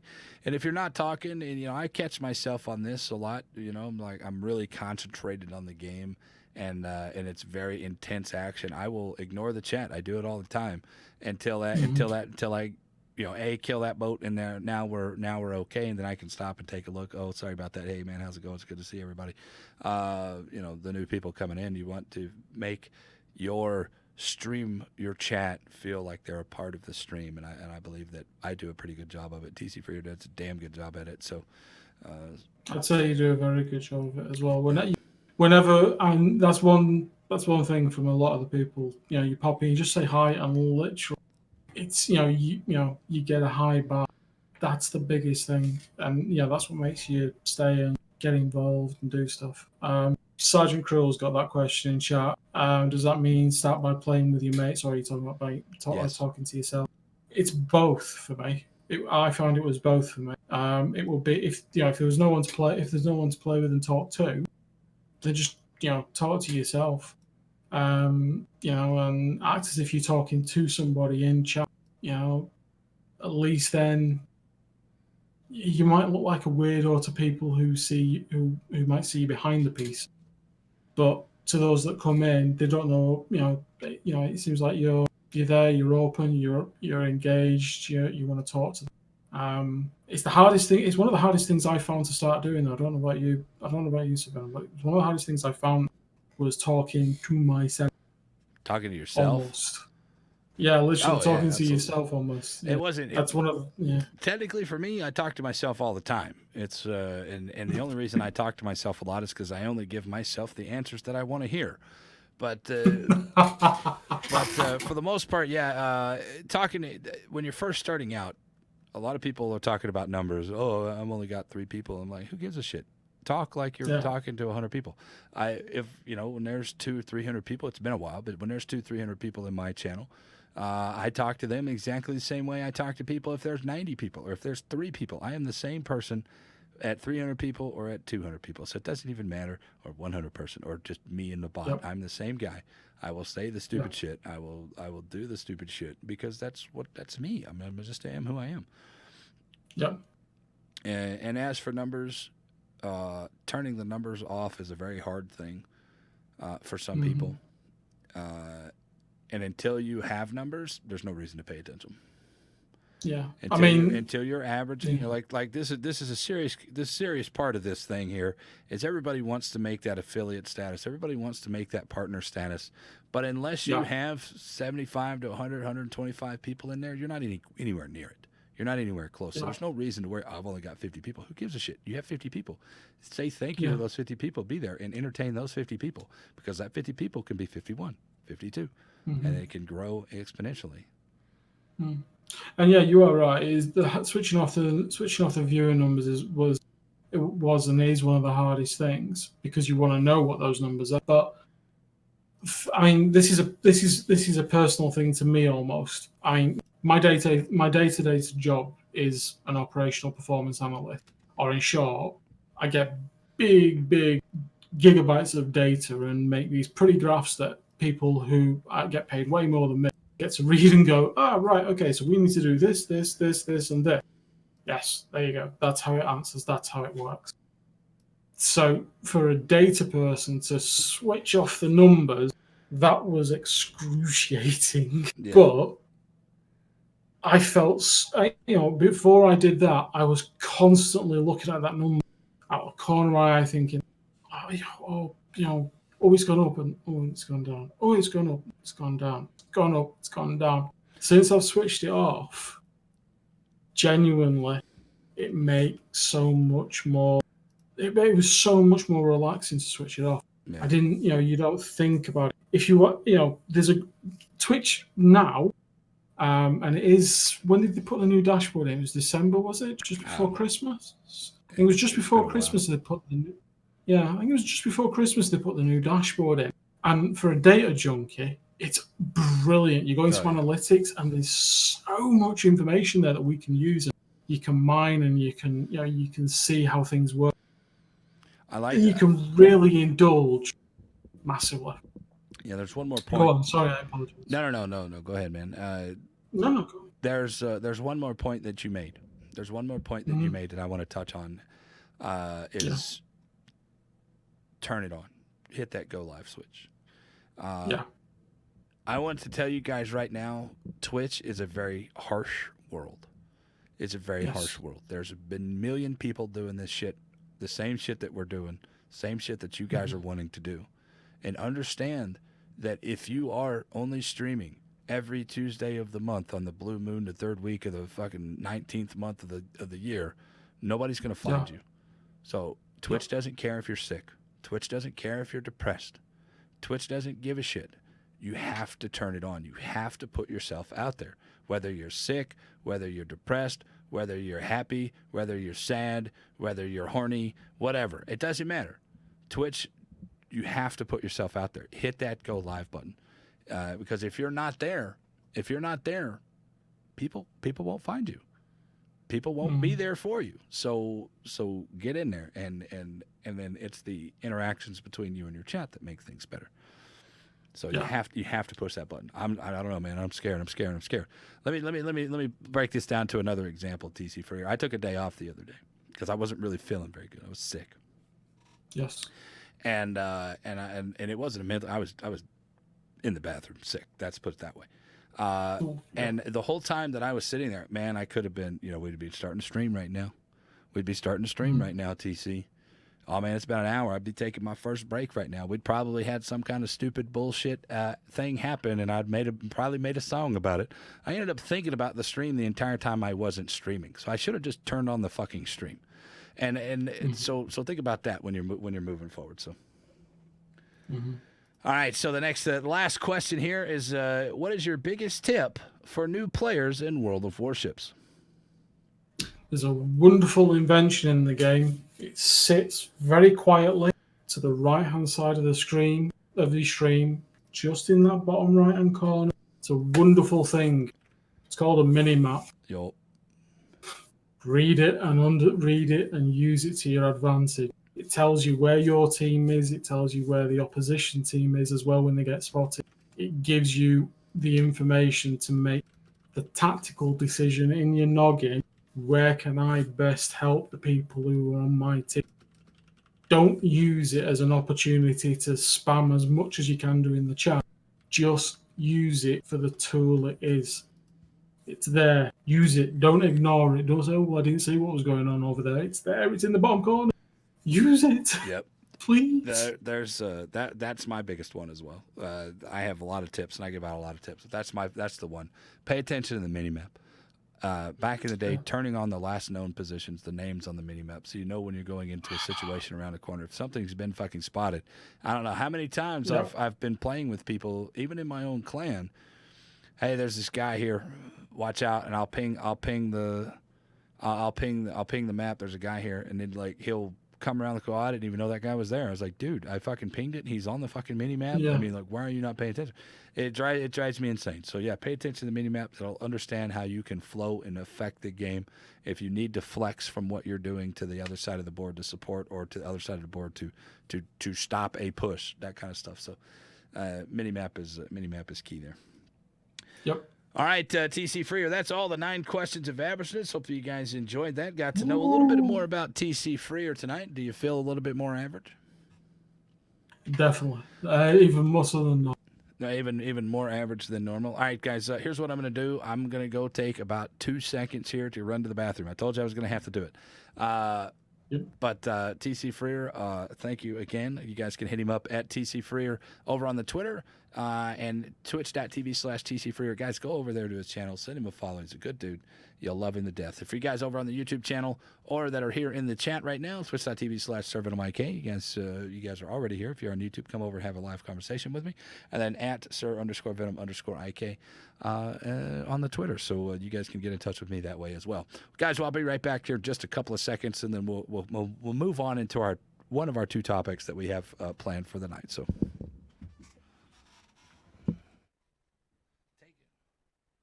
take it away, man. Chat with them.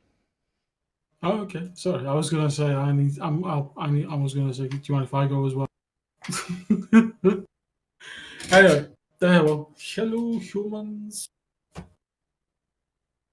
I can wait. So, Navy, you're still up. What are you doing up? It's 1:30 in the morning here. We're now speaking to you from the future, by the way, because it's now the 20th of March for me.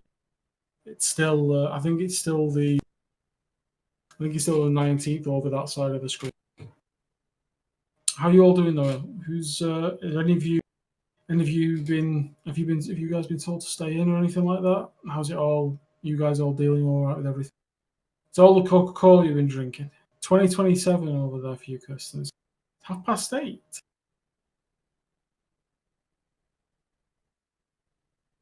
Where's the 20th of March? Yeah, you've confused me, Kirsten. I thought you were ahead of us. You're ahead of us? Kirsten. Yeah. So go on then. Where are you all from in chat, by the way?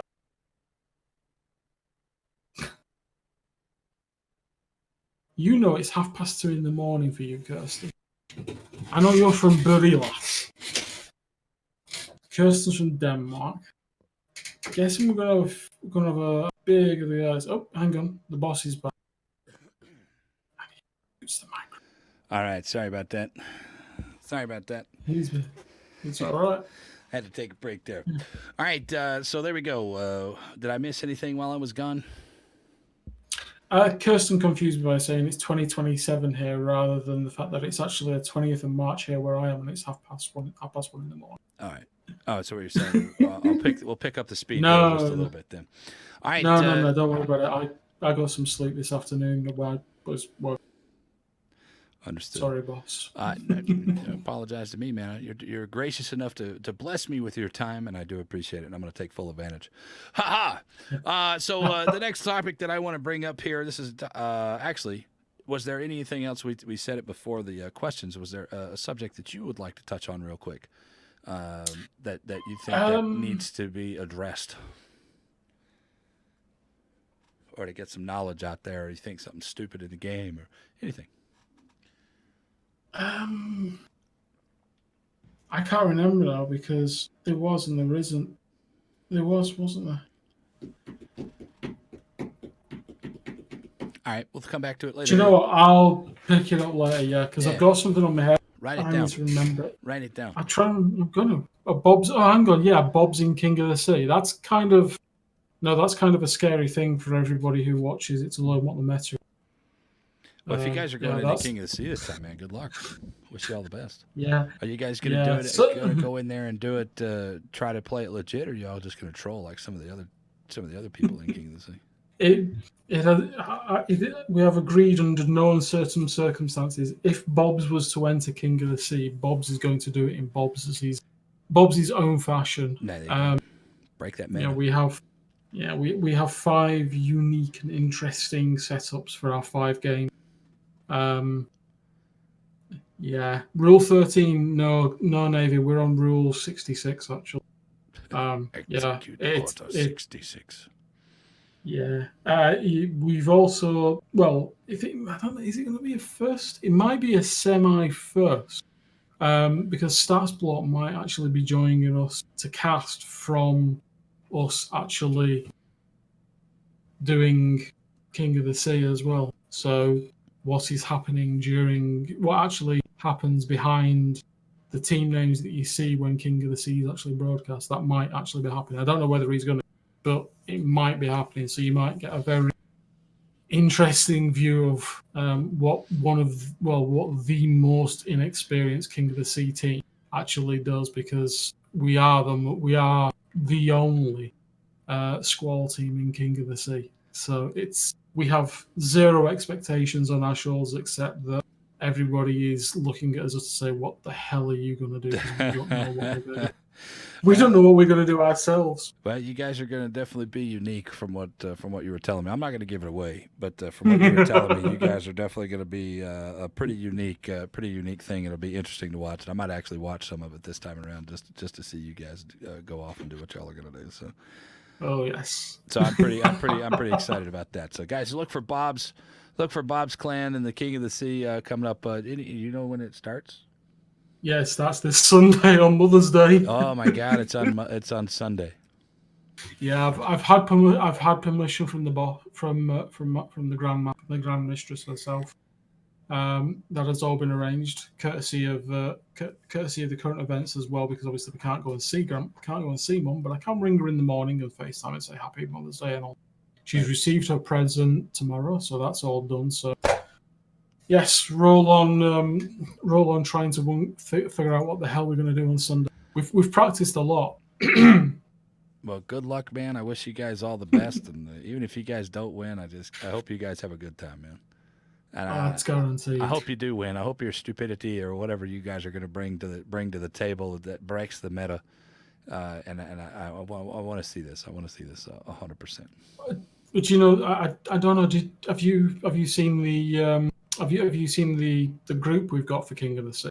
No, I don't. For our qualifier. I don't generally pay attention to King of the Sea, honestly.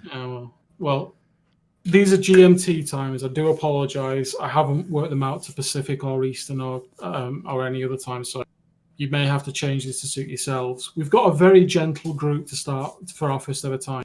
We've got Axis, we've got Tora PL, we've got French Steel Legion, Les OCGs, and then just for that lovely, warm, well-rounded feeling, throw. So we've got potentially 3 very, very, very experienced, very good King of the Sea team, right, who I remember casting when I did King of the Sea 9 last year with stats, so I know how good they are. So I've kind of it's one of those, like, how much should I really, really count on what I remember from last year to now? And but we've had some very good mannered ribbing with them as well already. Stats has received 3 checks from all of us, all of which have bounced. because we did say we didn't want to face each other, but for somehow we managed to do that. So it's his fault. Blame stats. All right, there you go. King of the Sea coming up on Sunday, man, and you guys can check the information. I don't know where the information is, but you guys can check on that, and I'm sure they'll be on StatsBloke's channel, and a couple other streamers will be having that shit going on this Sunday here on Twitch. Yeah. So you guys will be able to figure that out. So, all right, moving on into the next topic. I put out a video. Now I know you've had a chance to watch this video because I asked you to watch it, and we're going to talk a little bit about the current state of anti-aircraft in the game. Now, me as a player, I noticed we have gotten a new line of ships out there called the Pan-European DDs, and these things at Tier 9 and 10 are very, very strong with the anti-aircraft, at least stronger than anything else that's been out there, stronger than the cruisers, stronger than anything else. And I think, personally, that Wargaming can take a step back, look at what they've done with this, and try to look at buffing some of the other classes, buffing some of the cruisers to put them up somewhere near this. I'm not saying that all of these AAs have to meet up to this standard of what the Pan-European is. And in fact, if they wanted to lower the Pan-European AA just a little bit and then kind of weed everything else down below that, I would be comfortable with it. I think it would be fair. I find that the AA currently on the small end is pretty fair. I'm shooting down 4 or 5 planes, and he's getting plops of damage on me, but I am punishing him. The biggest problem that I see with current state of AA is that it doesn't really feel like you're punishing these guys. When you have a plane coming in and they drop on you for fucking 20,000 damage on a Citadel or whatever, if you're playing in a cruiser, and then they turn around, you shoot down one plane, and they drop you another 10,000. You shoot down one plane, and they come back around and they drop you again. I don't feel that the CV should have that much power. I don't think that they should have that ability to just kind of throw in there and only lose 3 planes and they get 3 drops on you. I think that's a little bit ridiculous. Yeah, and I mean, we sat. I think we sat for 2 or 3 hours last night as well, on going through this as well. And the interesting thing actually that I took away from that as well was that we both experienced the same kind of thing though as well, because we've experienced the aircraft carrier on the attack coming at us, and doing those kind of drops and wondering why is my AA not as effective as either the spreadsheet and the numbers in the game client are telling us. But the flip side of that is then when we go out in CVs and it's like, what am I doing wrong? What am I doing differently? Why am I why am I not getting that 10 or 20? Why am I not getting those 10 and 20k drops? What am I doing that's so different to somebody else? And it's one of them. Yes, the AA on the Pan-European DDs feels comfortable. It feels reliable. It doesn't feel like I'm like the CV is scared of coming towards me because, oh my god, it's got overpowered AA. But at the same time, they know, you feel reassured as the DD player that the fact, I'm going to take damage from this. That's fine. I accept that because I know I'm going to take 2, 3, 4, 5 planes out of that squadron. Yeah, I've got to use it. I've got to use my O key to maybe flex my AA and prioritize the sector and stuff like that to get the most out of it and maneuver around. Mm-hmm. But you know what?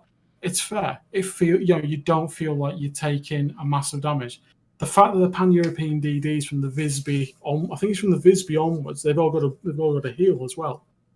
You actually feel a lot more comfortable and confident that, yeah, okay, you're going to give me 20k of damage, but you know what? I'm going to get 10k of that back, so I'm actually quite, I'm fine with that. Yeah, I think it's even goes a little bit further, is that you feel like you're actually punishing the carrier for coming in and dropping on you. So many times, yeah. I've set up the Worcester, I've set up the Domonis, I've set up the some of these other some of these other boats that are considered AA good boats, and I've been dropped on 4 times in one fucking squadron. And I'm not shooting down planes. I'm hitting my AA button. I'm sectoring my AA, and it just doesn't feel like I'm doing anything at all. And so I'm taking this damage for very little recourse. The CVs tend to feel. Now I know this is I'm a feels guy. I'm not a numbers guy. I do know the numbers and I do understand the numbers, but I go play off of feel more than anything else. So I don't think I want to up the AATC. And I wanted to ask you this question as well. I don't think that I want to up the AA to where there's an immunity button. I don't want to just shoot down and shit all over the fucking planes. I want it to be a fair and balanced thing where this guy knows that he's going to take punishment coming in, but he is going to get his reward with a drop, maybe 2 drops. But he is going to lose his planes. So I want them to determine, and I'm sorry, man, but I don't enjoy. Now it's not so bad in a cruiser. It's not so bad in a battleship when you have to hump another player to overlap your AA. It's not detrimental to the game if you have to do that in those two.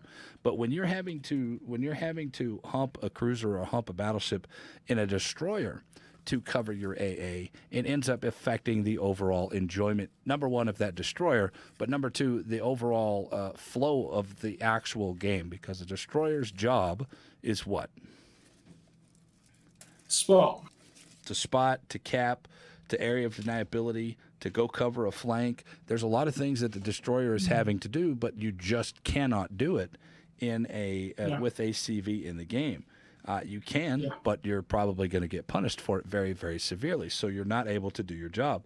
So saying things like this makes me think that carriers have a little bit too much control over the flow of the game.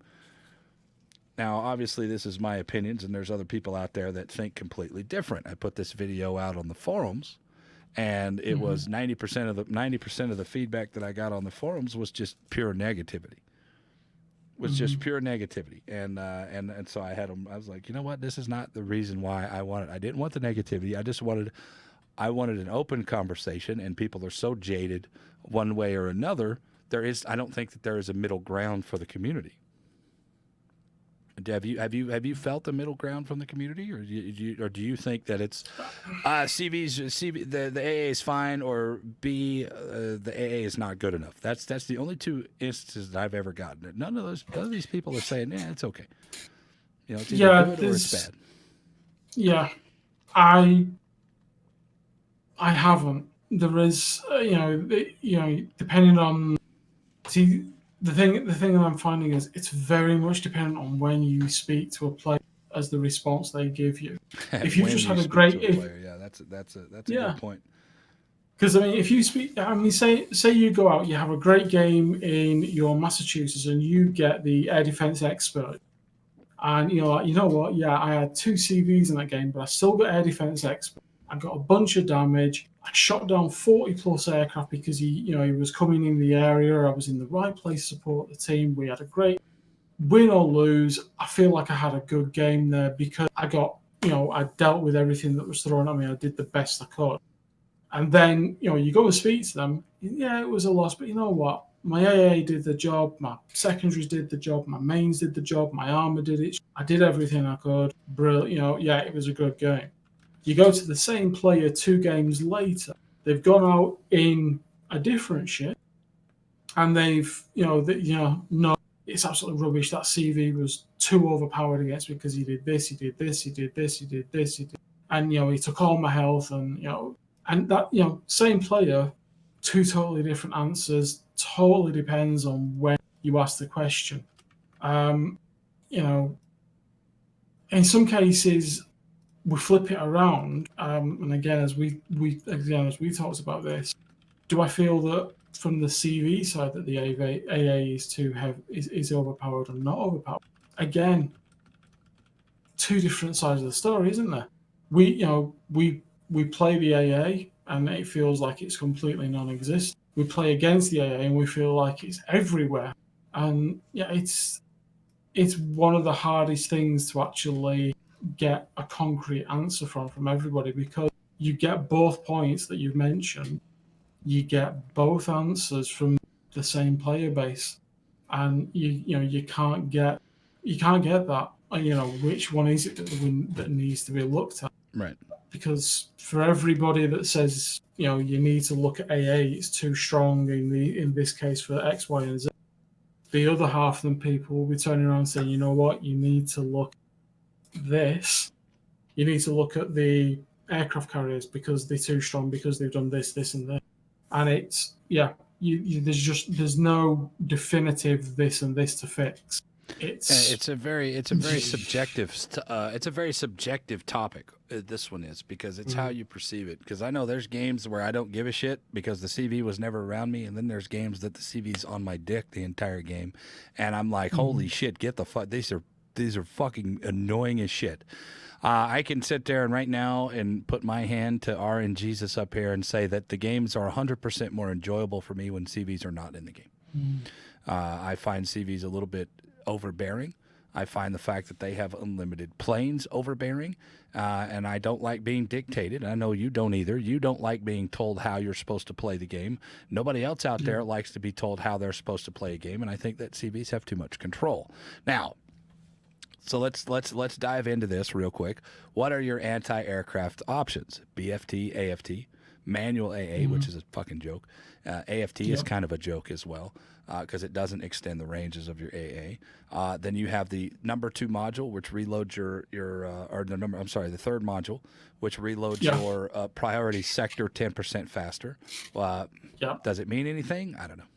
Sometimes the priority sector gives you a priority sector allows it focuses more of the AA fire on that side to give you a more accurate. But it's 10% boost in the recovery time of that. So if say it's 10 seconds, you're going to get 9 seconds. Is that enough for people to want to take that in that slot? That's all it does. I don't know. Is it worth it? But when you consider what it's against in that slot. I mean, aiming system mod, torpedo system mod, depending on what boat you're playing. Can you and you've then got to start thinking, actually, as a player, I mean, Arids put in chat there. What about triple CV games in Tier 4? So I mean, if you're grinding through your DDs and you're in that window, so you'd mainly be looking at the Tier 5 destroyers. I think it's Tier 5 where you get to see where the third module comes active, isn't it, on the destroyers? And it is kind of more the interaction between destroyer and aircraft carrier where the question gets more focused, I feel. Yes, it's still applicable for aircraft carriers, for cruisers and battleships. But if it's more focused in the DD question, the thing is, can you as a DD player say, you know what, I don't want the extra 5 knots on my torpedoes, or I don't want the 40% reduction in potential damage on my torpedoes, on the 20% increase on the torpedo rotation speed. I'm gonna take the AA. You need to you're giving up so much for that little boost. I think it's not justifiable. I think on some boats it's justifiable. On some of them, because sometimes the recovery speed is just enough. They come in, you hit it as when they get to 6 kilometers, say in the small land, and they come in and you have your priority sector. It goes down right after they make the drop, and by the time that they get turned around, it could be up again. So you could have that double on some boats. On some boats, it's worthless because the interaction time between is so fucking long. It doesn't make it doesn't make sense. 20 seconds, you're going to lose 10 seconds. You're going to gain 2 seconds. So what the fuck is 18 seconds going to do to you? Nothing. So on some of them, it's not worth it. And I suppose the other thing to put in as well is that when you get into somewhere like the should we call them the elder statesmen vessels that we've got in the game that have been in for quite a while, so your Kamikaze your Grammys. You don't have AA. The Arkansas Beta doesn't have AA. I mean, we can talk about Tier 4 and lower here in a second with the triple CV games, because that's another hot button topic that they said that they were addressing. Now, how often? I was going to say, I thought they'd hard cap that, or they soft cap that, so it shouldn't happen as much. But we'll talk about them. So what else? Let's go back. Let's go back into the modules. In the first slot module, you can get secondary armament mod 1, I believe is what it's called. I'm not. Don't quote me on that because I'm not real sure. But it gives you 100% survivability to your secondaries and your AA mounts. Which I think if you are going to take an AA and make an AA boat there, main armament mod 1 lowers the risk of your guns being shot down, or secondary battery, so you can keep your AA mod the entire time. Yeah. I think that is a very, very strong thing that people need to start looking at to keeping their AA. Now, with the way that the planes reload and they have unlimited amount of planes, your AA is not unlimited. They can come in, one Conqueror shell takes out 3/4 of your fucking AA, and now you're useless. So people might start looking at that now. I think now more than ever, as to surviving, having your AA survive. And then in the last slot, main armor or secondary armament mod 2, which also gives a bonus damage to your AA, continuous bonus damage. Also taking a look at that. For my AA spec Worcester now, I have taken off the main gun and I've gone to the survivability. I've gone to the priority target sectoring, which I'm still up in the air whether if I think it's effective or not. I've gone to the AA over here, and I've taken the BFT, and I didn't really take AFT because I don't think that it's really worth it. Manual AA is a no-go for 90% of the boats out there because you get this instantaneous little burst for 100% that's not guaranteed to fucking do the damage. So it's not worth your time to take that one, I don't think. So it's pretty much useless. As for the rest of it, that's pretty much all. It's pretty much all the thing that you have. There's nothing else in the game that benefits AA. AA button, defensive fire AA. Is it effective? On some of these boats it is. On some of them it feels pretty useless. So I think a majority I think that a majority of the community, when the CV rework came out, there was this big push. I saw it from a lot of streamers. I saw it from a lot of community contributors.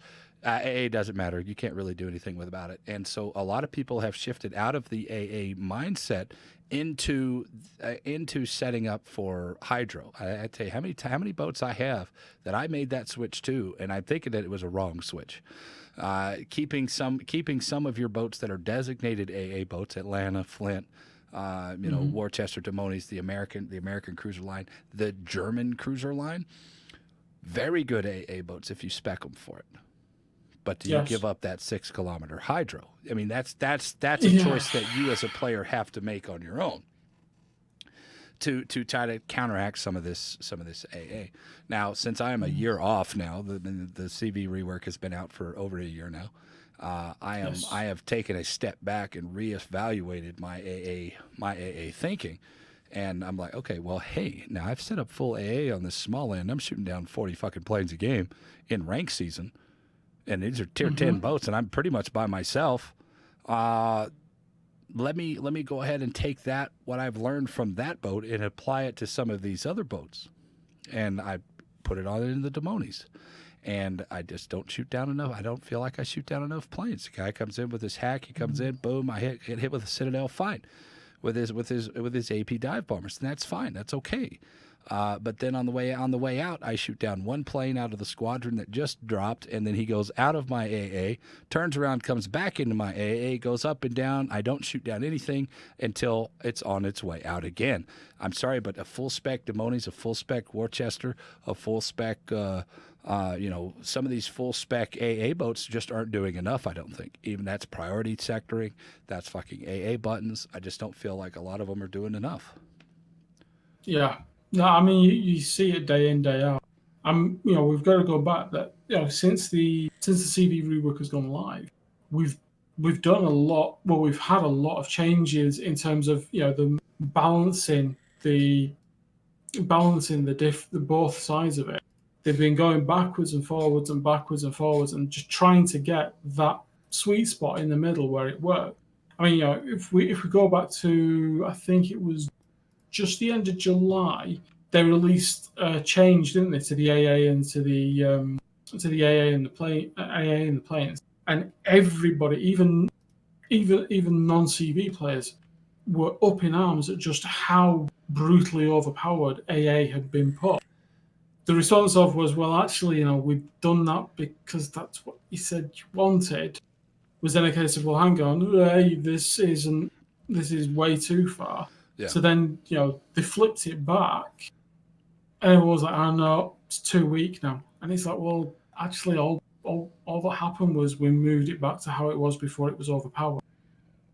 And it's like, where is that sweet spot? And I think at the minute, it's like you said, I you think expect it's certain things for full A, and it works. You expect certain things for sometimes. full A, and it doesn't work. Sometimes Yeah, it does, sometimes it doesn't. I guess it all depends on the mm, situation. Um, mm, I don't want to be able to just shit all over that guy. I want that no, CV to get his damage because that would be fair. I am all about and I'm telling you right now, I want it to be fucking fair. At some yeah, point in time in the game, I don't feel that it's fair all the way around on my side or his side.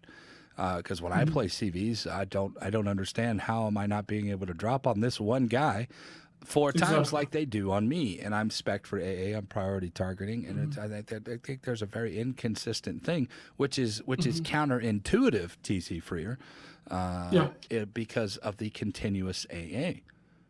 The yes, continuous AA damage. Now, in the past, before we had the CV rework, it was a dice roll. You either hit or you did not hit, and you could get a bigger dice setting up with BFT, AFT, manual AA, and you're having your defensive fire on there. You could get bigger dice, so you would hit more.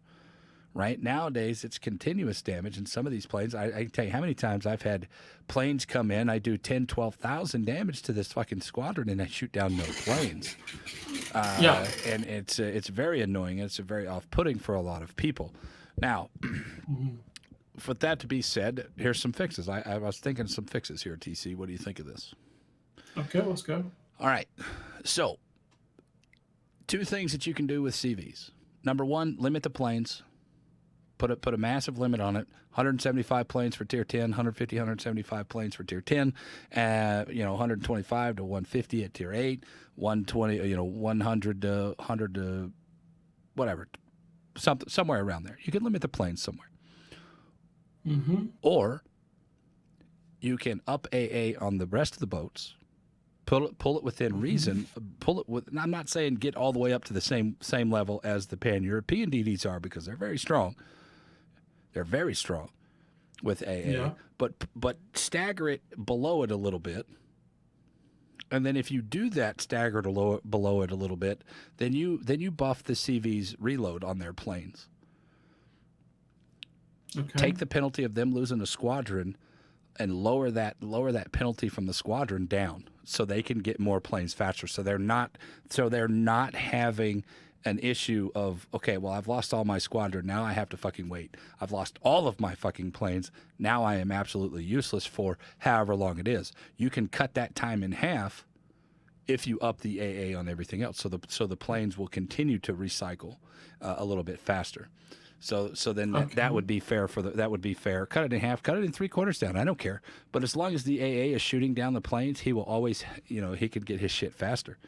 And he could still get his damage. He can come in, get a drop, boom, 10,000 damage, 12,000 damage, and then okay, fly around, get a second drop. But he's going to end up losing the rest of those planes. okay. So there's less punishment for the CV for losing planes if you up the AA. That's the only 2 things that I could sit there and think of. See, if we go, let's take your limiting planes, okay? As it currently stands, the CV plane replenishment and the time it takes does actually punish a. I'm trying to think of them. I'm trying to think of. I'm It trying to think of how punishes a to. CV How to player put for it. losing his full squadron. It doesn't punish. Well, no, it's not that it also. It's not that it punishes them for losing a full squadron. It punishes you if you make reckless attacks. So by that, you decide, right, you know what, I'm just going to go and attack. I'm just going to go and attack. I'm just going to go and attack. And eventually you get to a point where actually you've got 2 or 3 planes per squadron left, and you sat there and you've got to wait for the timer to tick through and wait for it to build up and wait for the squadrons to replenish. So the current system does punish you if you choose to be that aggressive, throw as many planes as you can do at the opposition. By limiting that number of planes, eventually people, it can be a very long time in coming vector, but it does happen. I've had it happen to myself, and it's not in I've had it happen to me in an enterprise, which I know HK will be absolutely unbelievable at. I've managed to get enterprise down to 1 or 2 planes per squadron, but that's because that's me as the player. So it's not. Yeah. It's me as the player. There's the problem there. Well, by limiting the number of planes, you actually put the CV back in the position, or you pretty much put it back in the position of the RTS days. Well, if now the RTS days, they said that they made a change to kind of limit the skill gap between CVs, a good CV player and a bad CV player. They not only did they alleviate that, but they eliminated the skill gap altogether. Now the skill gap compared to one guy to the other is how much damage he's getting. Period. Because there's very little to no counterplay except for that little fighter that you drop, which we all know is bullshit. It doesn't. You can put a fighter out there and they have to be in that circle for a certain amount of time. Well, guess what? They're already 3/4 of the way to their target before this guy comes out there and actually shoots down the planes. So there's very little counterplay to CVs anymore. The days of UTC being a very badass CV player knowing how to manual strafe versus me that I don't know how to manual strafe, that's gone. It's over. And it's never coming back for good because the old style CVs were terrible. So the skill, when people, we've lowered the skill. No, you erase the skill gap, and the skill gap now is how much damage can I get versus how much damage that guy's getting. That's the only skill gap anymore because basically farming damage has what's become of the CVs, farming and spotting. That's it. Mm-hmm. There's no other skill to know except who you can drop on and who you can't. Yeah. And I mean, this is again. I think we talked about it. It's something I mentioned before. Is that for me, they didn't see they in terms of the brief of did they remove the skill gap on a player to player, CV to CV engagement? Yes, congratulations, Wargaming, big tick. You did do what you said you were going to do there.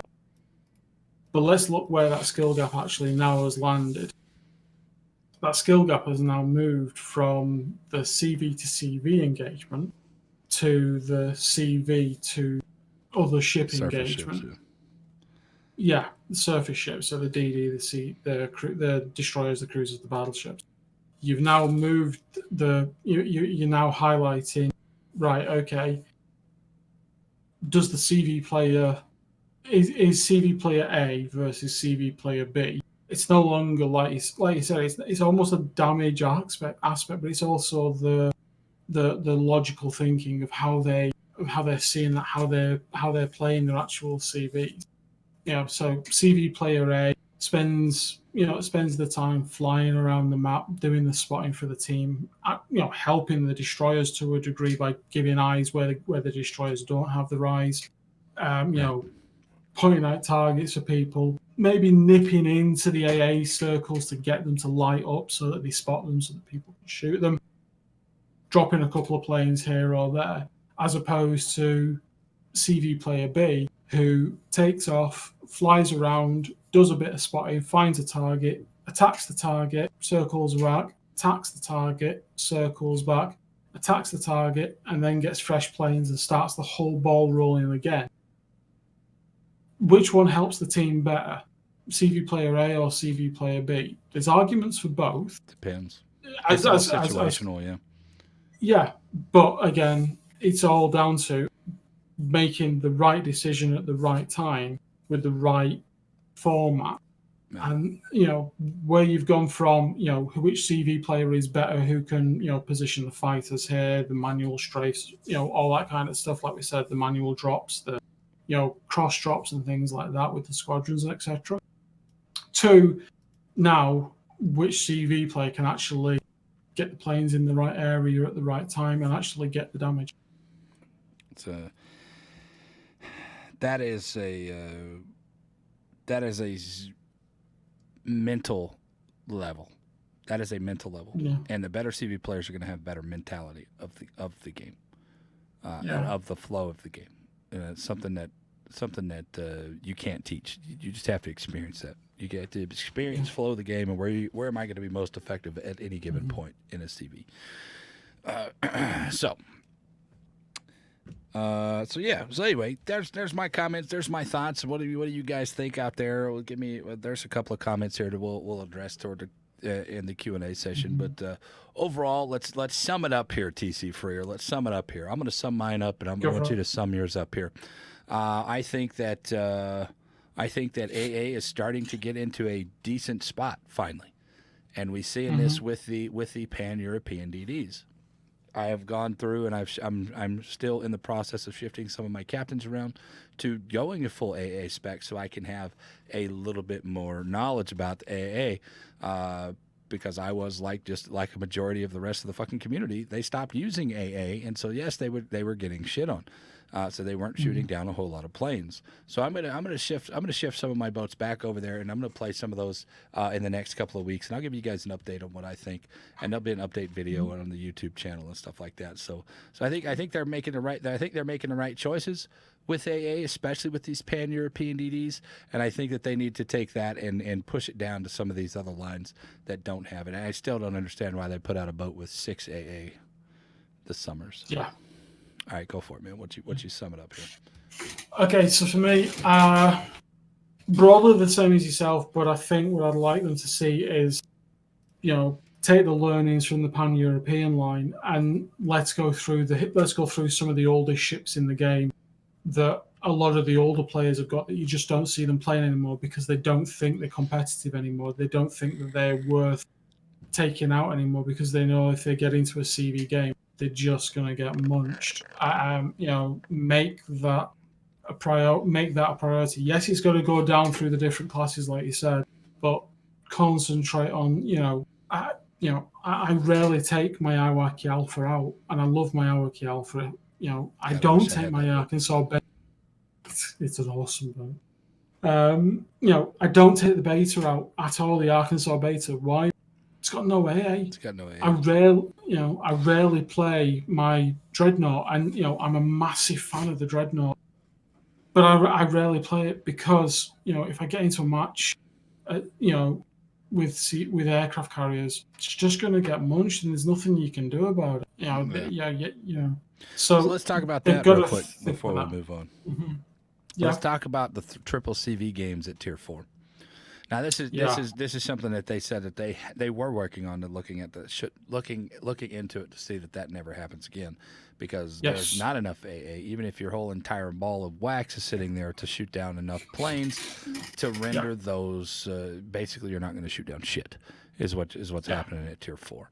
I know there's a lot of people out there that have been seal clubbing Tier 4 because they're having average damages in Tier 4 planes higher than their Tier 10 planes. Yeah. Or Tier 10 CVs. Like the Hosho, I wonder what the Hosho average damage is now compared to what it was at the beginning of the CV rework. Because the Hosho is a ridiculous fucking boat at Tier 4. And they made it even worse by giving it double torpedo drops as well, didn't they? Yeah. So instead of dropping 2 torpedoes, it dropped 4 torpedoes. And it went through a phase of doing that. I think it's back to doubles now. I'm pretty sure that's back to double drops, but you have 3 planes in the squadrons, and now you're only getting 6. Yeah. So, but that's a lot. That's a lot for Tier 4. Yeah, you don't. There's no other one at Tier 4 that does that. I mean, Christ, the Hermes only drops a single torpedo from a single dive bomb, from a single torpedo plane. Yeah. And that still annoys me that it's not a swordfish, that it's a different plane. Well, we see the swordfish in the Ark Royal, which I think is dumb. I don't like that boat because it's got Tier 4 and 5 planes. And here's something that I don't get, TCfreer. Here's something that I don't get, TCfreer. How the hell is that Ark Royal making any fucking damage at Tier 8 having Tier 4 and 5 fucking planes? Why is that a because good idea? That's so stupid. okay, yeah, it is, but and it's a big, big but. When you look at the numbers involved in the planes, and we are talking the raw HP numbers and all that, okay, yes, they are tier 4 planes, but they're not tier 4 planes. If you look at the health hit point pools, if you look at the size of the squadrons, that yes, yes, the Spitfire, yes, the string bag is a tier 4 plane, but its numbers don't match the Hermes' tier 4 plane. It has a weird. It's a very weird thing. I personally, I think the Art Royals are a huge giggle to play. I love my Art Royal. I play it a lot in operations, but I also play it in random. I think it's a lovely piece of kit. And yeah, okay, hands up. I'm British. You're I'm kind of from biased GB. about it, but check I this out, have man. to be slightly. Check this out, dude. We did the testing on this. I played 5 or 10 games during the testing phase, and I was like, Yeah, I don't understand why this boat is a thing. I understand that it's history and all that other shit, but some histories. This is just, I don't know if this is a good representation of that history. But on the other hand, I'm playing at tier 8 fucking cruiser. I can't shoot down enough of these fucking planes. They're tier 4 and tier 5 fucking planes. It doesn't make yeah. any fucking sense. They break all their rules when they bring out this thing. And I can tell you right now, TCfreer, since I've gotten this in my port, I have not played it one fucking time. Nope. Yeah. I'm just dead set against tier 4 and 5 planes being at tier 8 because there's theoretically you should get your shit pushed in the entire fucking time that you're playing this boat at tier 6. Yeah. So even at tier 6, you should be getting shit on. So Yeah. I'm 100% with you. yeah. But and it's that little, it's that little bit, unfortunately, of me that says, you know what, it's the Art Royal, and I'm really sorry, but for me, as a British citizen, I'm really sorry, but pomp and circumstance and Royal Navy history. Right. So, this I'm answers. sorry that goes. No, that, I mean, you play it. It's your fucking show. You play whatever the fuck you want to. I don't care. But it just goes to show you, TCfreer, when people you have an affinity toward the Ark Royal and you have affinity toward, say, the Hood or something, which I think is another turd. There's all of these other boats out there that people have affinity for. I know my man Fitz and your mom was very affinity. He wanted the fucking Alaska since day one he started playing this fucking game. When he got it out, and he loves it. He absolutely loves it. I think it's great. Mm-hmm. This game is Russian, TCfreer, as we all know. It's a Russian company. Yes. So why wouldn't they have affinity toward their own boats and make their own boats fucking overpowered? So everybody's sitting there saying, "Oh, Russian bias." I don't blame them.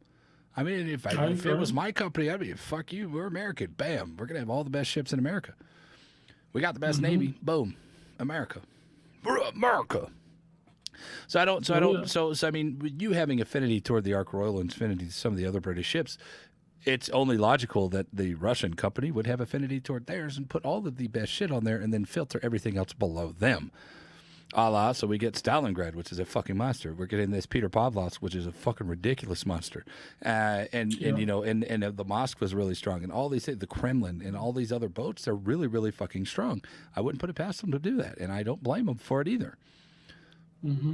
So Russian bias, does it really matter? Nope. No. So, but either way, there you go. Any fixes for that? I think that they really have to go. I think that they really have to look at one CV only and fuck those CV players. They're just going to have to wait in queue because having double CVs at tier 8 is miserable. I'll be honest with you, dude, when I see that shit, TCfreer, I just want to go back to port. I'm like, I don't even want to play this game, guys. Sorry. I will throw my boat away and get out of that game because it's just such a miserable experience. At any point. In terms of the tier 4 CVs in the matchmaking, I'm pretty certain they said they wanted to soft cap 2, hard cap 3.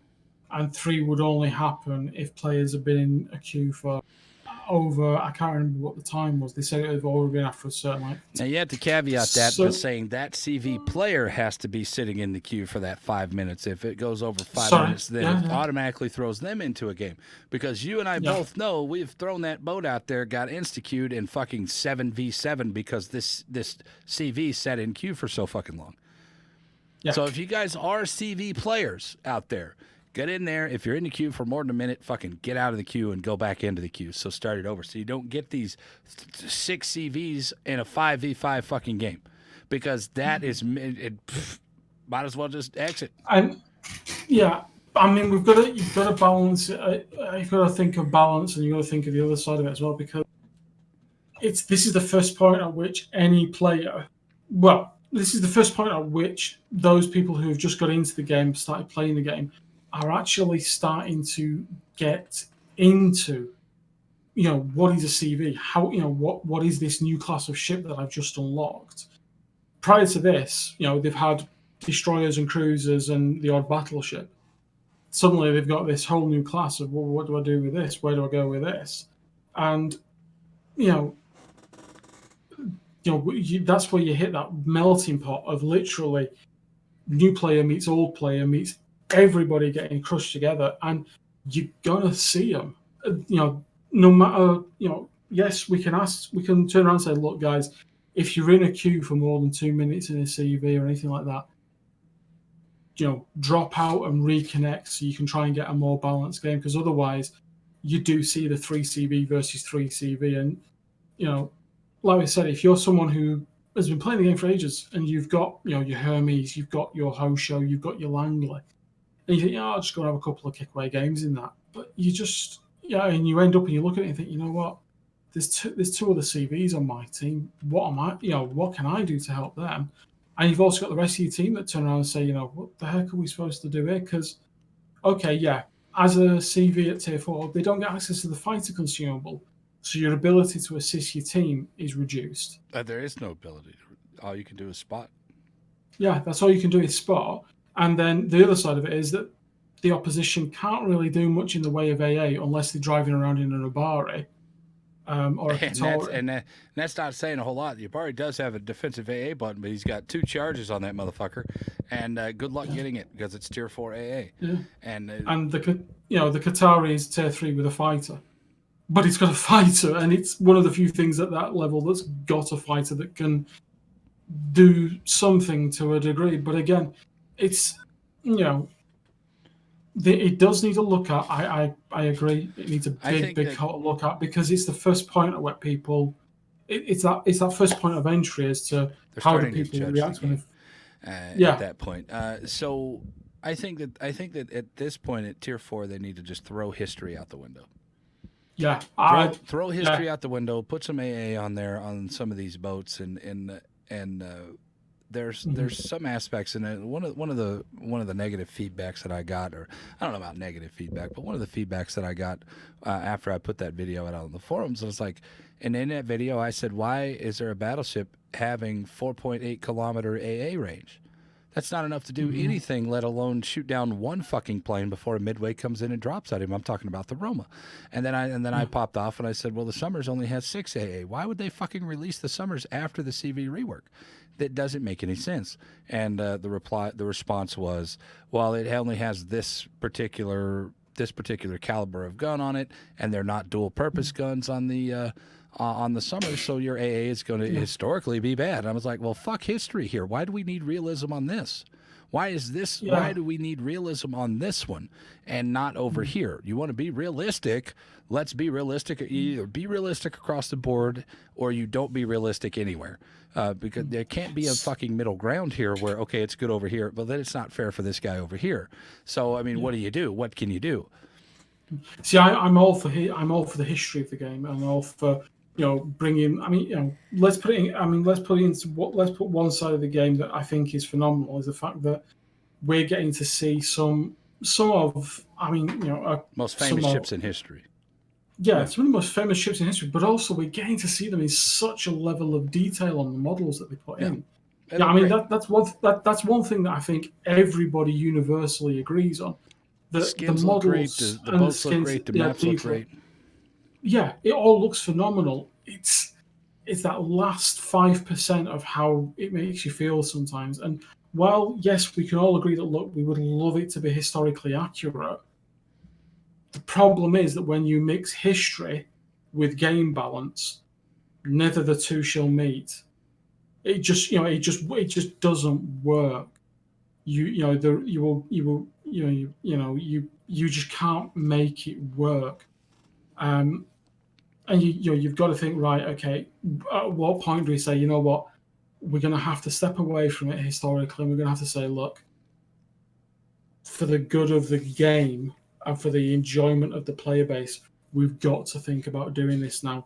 Yes, we would love to stick to the absolute letter of the history of the ships and all this kind of stuff. And do you know what? I don't know about you. I don't know about you, Savannah, but for me, I would be over the moon to see them say, you know what, we're going to make every ship historically accurate, and if it's not historically real, we're going to, it's going to get moved to X, Y, or Z.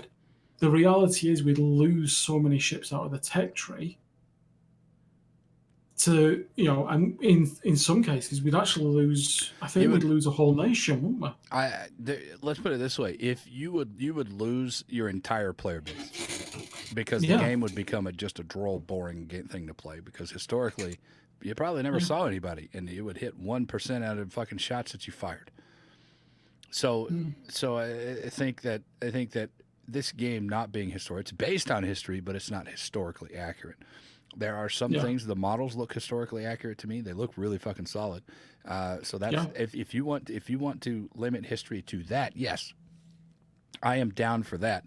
But let's be realistic. There's no reason for a boat to have 6 AA. Period.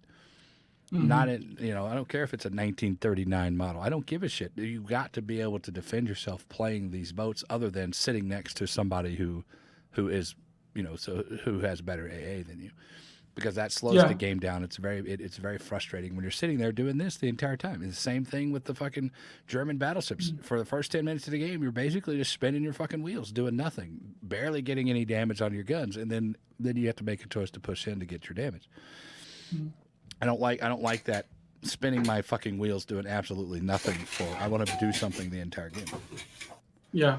But this game is not a simulator. It is an arcade blah blah blah blah blah. So Agreed. If you want to play arcade, if you want to play simulator, there's other games for it. Yep. All right, boys, there you go. There's our comments. So what do you guys think about AA? There's some there. We're going to Q&A session after this next topic here, or the Q&A session after this next topic here. Guys, we're hanging out with TCfreer. You guys hit him up at twitch.tv/TCfreer or at TCfreer over on the Twitter. And you guys can hit me up on the Twitter at sir_venom_IK. Or if you guys are over on the YouTube and y'all want to come in and have a conversation with us while we're streaming, twitch.tv/sirvenomik. So thank you guys very much. TC, I've enjoyed our conversation so far. Let's go into one thing that's going to change for us. Yeah. Us as community contributors. Yeah. Do you mind if I just take 2 seconds? I need to go and I need to go to the gentleman's, my friend, and get a cold drink. Yeah, so I'll be go back for in it, a second.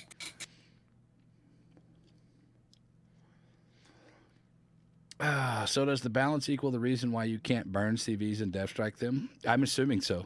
I mean, you could depth strike them if you get a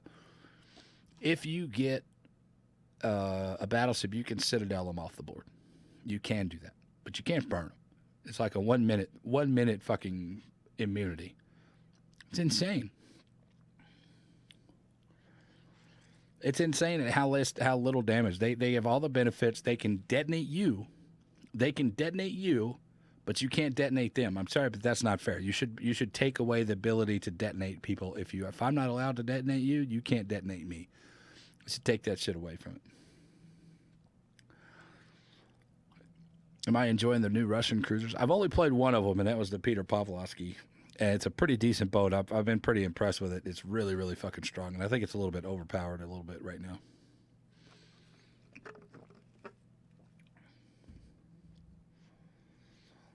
But it only has a 10-second radar. So definitely want to take the radar mod on that one moving forward so you can get some extended time.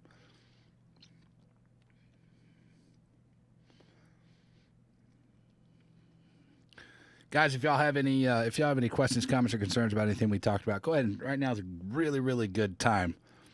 Really, really good time to put them into the chat while he's gone. The Yamato shell is a 1.3 ton, and when it hits that DD, it will destroy a DD. Even Kyrgyzstan, if it doesn't destroy that DD, it definitely would cause a flood. You want to overpin me? Oh, yo, let's talk about that. Let's talk about. Well, actually, you know what? That's next. That's another whole podcast altogether. So that's a whole nother podcast there. Battleship AP versus destroyers, and then the new Italian battleship coming out with SAP. And we already know what SAP does to destroyers from cruisers. So basically, they're breaking their own rules again, Wargaming is, by bringing out something else.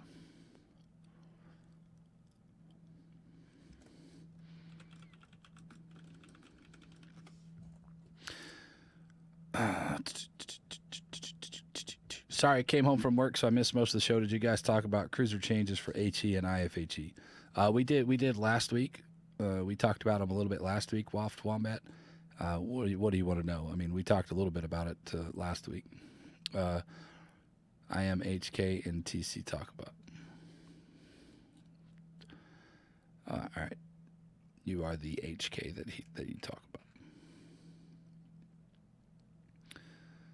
So speaking of that, let's talk about that.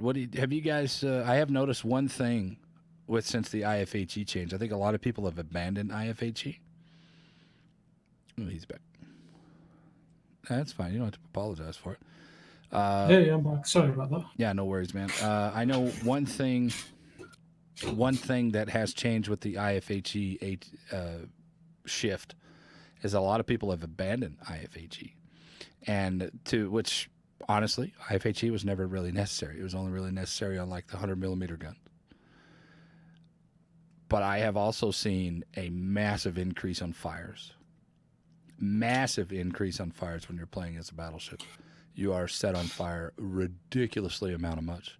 And it's something that I've always complained about. Even with IFHE, I was set on fires with 19 fucking fires in one game.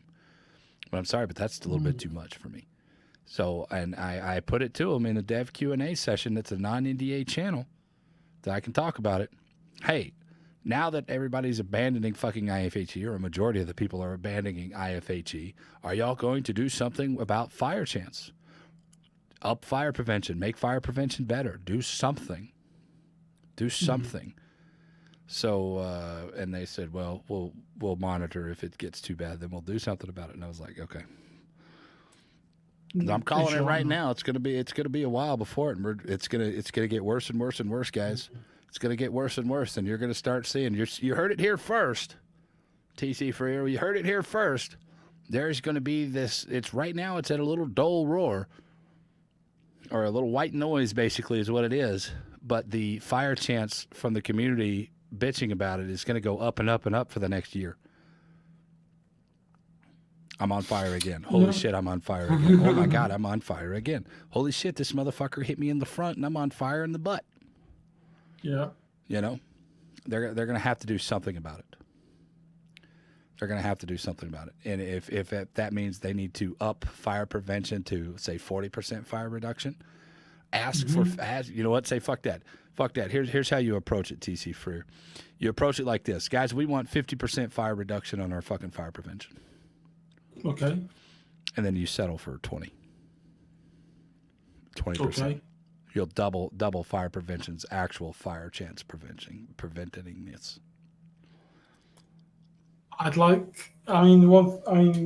Yeah, you've got to, the fire chance stuff is just it's just gonna run rampant, because if you're a BB main, the worst thing right now is HE spam and fire. Because once you get into that 1 or 2 minute window where you've got to wait for your damage con, you've got to wait for your repair party, you are completely at the mercy of anything. And ships like the Smolensk, ships like the Colbert, ships like... these guys aren't taking IFHE anymore. And because those fire chances are going to be ridiculous. And yeah, I mean, that's the thing. The whole point of the change to IFHE was the fact that they were getting the cake and eating it. You could get loads of fires as well as get this buff to your penetration with the HE, and there was no downside for taking them. Mm-hmm. Now there is a downside for taking IFHE, and it's a big downside 50% for your lower fire chance. chance. It's not saying you're not going to get fires, but your chances are lower. Yeah, but I mean, when you consider, okay, worst case scenario, take the Smolensk or the Colbert. Smolensk is firing 4 shots per turret, so 16 shots in total, and you've got just under a 10% chance of fire. I think it's 8% or something like that with everything all told. Yep. So that still means that pretty much one of your shells or 2 of your shells per volley, theoretically, might start a fire somewhere in that ball game. I think my maths is about right there, roughly. Close enough. It's not math for warships. Yeah. But that's the thing, though. I mean, when you're in something like the Smolensk, you just sit there and you say, "Oh, hello, catch," and you just put the trigger down, and it's just catch, and. But that was a trend. We've saw that trend ever since the British battleships came out, man. That's been the trend. Is this high spamming dot mechanic? Which has all of the reward for one side and none of the reward for the other side. But the British BBs, I will say one thing that they had that is slightly different, okay, from what the others were talking about, is that yes, the British BBs, yes, the hard hitting, the high fire chance HE that's the gimmick along with the low detectability. Okay, that's okay, fair enough. They've still got 20 to 25 to 30-second reloads. They've got a high chance of setting a fire, but they've also got a long reload to actually between sending those shells. That's with the 4.57 mils on the Thunderer, which you can't get on the Conqueror anymore. You can only get the which I think was dumb because I played Big Gun Conqueror all the time. Big Gun Conqueror was a meme, and nobody ever played it. And just like the 203 Mogami is, it's a meme and nobody plays it, but it's fucking monster. It's disgusting how strong those guns are. I mean, let's be brutally honest. I'll call it right now. I think we're going to see a 203 Mogami premium of some description or freemium. Well, let me tell you something, man. We already do have that. It's called the Atago. Called the Atago and the Tekao. I mean, it's not directly a Mogami, but it's pretty goddamn close to it. It's got 203s that do the same thing that the Mogamis do. Yeah, but I think we'll see one of the actual Mogamis as a 203. Yeah. If they do that, then they remove the 203s from the Mogami, because I know in World of Warships, World of Warships Legends, their Mogami that they have it does not have the 155 option. No, it's only got 203s. Yep, only got 203s, and it's fucking disgusting, guys. I'm telling you, don't sleep on those 203 Mogamis, man. It's really good. Either way, all right. So let's move on into future things for the community contributors. Now, as everybody knows, or probably have heard, if you guys haven't heard, we'll go through it here for you a little bit. And you want to take this real quick? You want to start off what they said here, and then we can give our 2 cents. Yeah, okay. So, long story short... Too late. So, basically, what's happening for us, okay, is up until recently, or up until now, we've been getting test ships, same as super testers, same as the staff, everybody else is normal. The big difference has been that we have been able to play them on stream for yourselves, or create content, YouTube, blog reviews, all that kind of stuff for the community with having a simple work in progress logo. Maybe being demonstrated by Sirvenomik at this minute. No. And that's been absolutely fine. Okay, well, he'll have to dub that on later. I'm not going to dub it. I'm not going to dub anything. I don't have it set up on this scene, and I can't shift anything because you're on my middle monitor. So. Well. But no, that's fine. So what they're saying is that basically, yes, it was great that we were able to, say, look at this potential upcoming future content or, stuff like that. But one thing that they no, one thing that they saw and one thing that was being perceived was the continual the continual murmurs from the community about getting hung up on ship A or ship B or ship C, about how good this was, how bad this was, all that kind of stuff. So what is now going to be the case is that while we still will get the ship, we'll be testing. If we choose to test them, we will be testing them as per super. So pretty much we'll be playing them in randoms as per normal, but we won't be showing the content until we get within a week or two of embargo. Right. So we will get the testing ships probably about a couple of weeks before they release. I'm like, I don't expect to, from what I read on that, is that I'm not going to expect to get any test ships, which is fine because I don't fucking like testing these ships anyway. And then some of the requirements some of the things that we were required to do was the aforementioned play 50% of your game solo. Well, I'll tell you right now, I fucking hate this game when I'm playing by myself. I hate it. I think it's boring and I think it's droll, and I like that interaction with other people. So I play mainly in divisions, and that's my own personal thing. So it really hurt. I feel that it hurts my content when I would play them on the stream. Yes, it was good content, and yes, it was something new people could watch, but I was not enjoying myself, and I was miserable playing these things by myself. Moving forward, what is that going to change for you, TCfreer? Is it going to change your content at all? No, not really. No, in fact, not at all. Because I mean, there's still nearly 400 There's still 400 plus ships in the game. There's still all those ships to either grind if I haven't got them, play if needs be, show that I mean, there's ships in the game that you look at and think, Christ, I forgot that was in the game. There's all that kind of things to do. We are still going to be able to show them, but we're not going to be able to show you the test cycles of the ships. Yeah. So I think a lot of what they were saying was a lot of people were seeing the first iteration of the ships that were going through the testing phases and thinking that they were final. And even though we would ad nauseum, TC, I know I did it every once in a while, and with the work in progress, guys, these are a work in progress. So take whatever you're seeing here, or take whatever I'm telling you, and throw it out the fucking window, because next week it's going to change. It's probably already changing now. So there's a lot of things that the community has done to themselves, and there's a lot of things that Wargaming has done. It's fault on both sides here. And there's conspiracies, and I think a little bit of these conspiracies have merit. That they're trying to control the narrative coming out. So instead of all the negativity, Puerto Rico negativity, the Smolensk negativity, all this negativity, they're trying to just throw things out there. This is the way that we're going to do it. Shut the fuck up and get on board.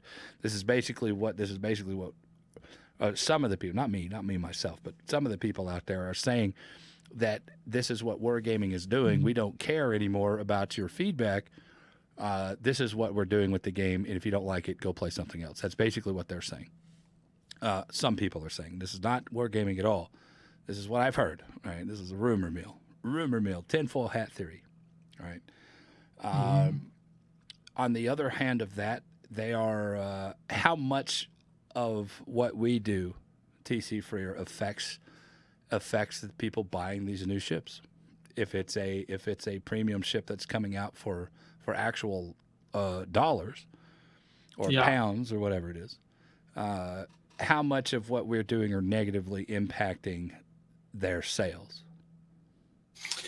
I mean, we don't have the data to answer that side of that question, but we, as as the CC community, and as the other content creators out there who will also be doing the same thing, we're the point of contact for the community to come and say, look, I'm thinking about buying that, spending my actual cash on this ship. Can you recommend it?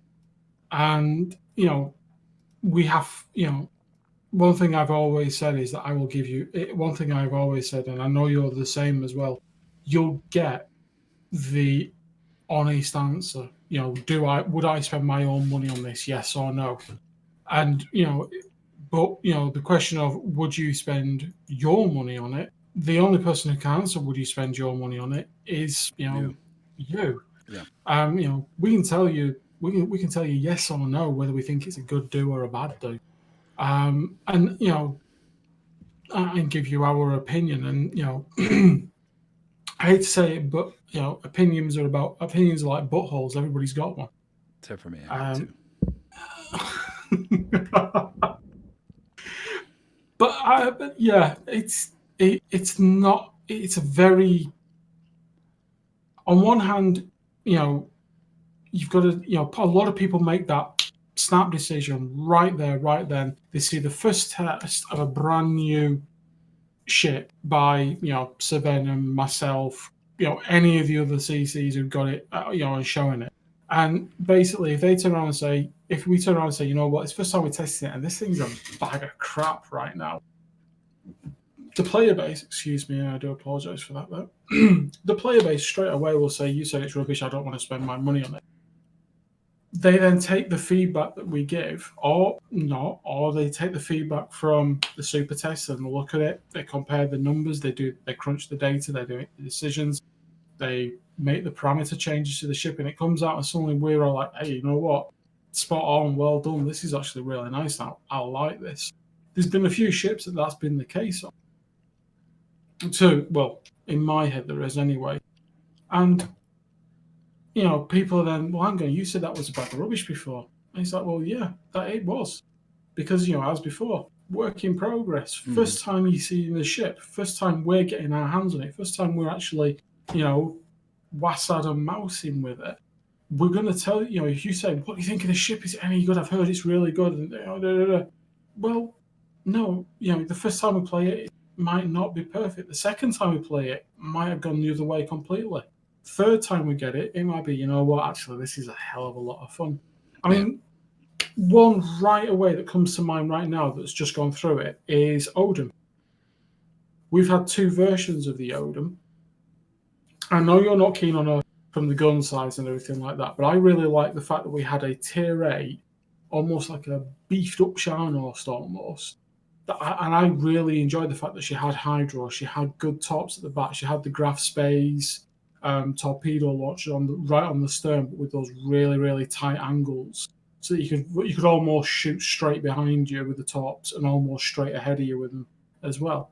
I absolutely adored playing her. She had the secondaries, she had the turtleback armor, she had everything going for her. And the first version of Odin for me that we had on Whip was brilliant. I absolutely loved that thing to bits. I agreed. The second version, I'm playing it and I'm thinking, why have they changed it? There's no need to do what they've done. The current version is the second version.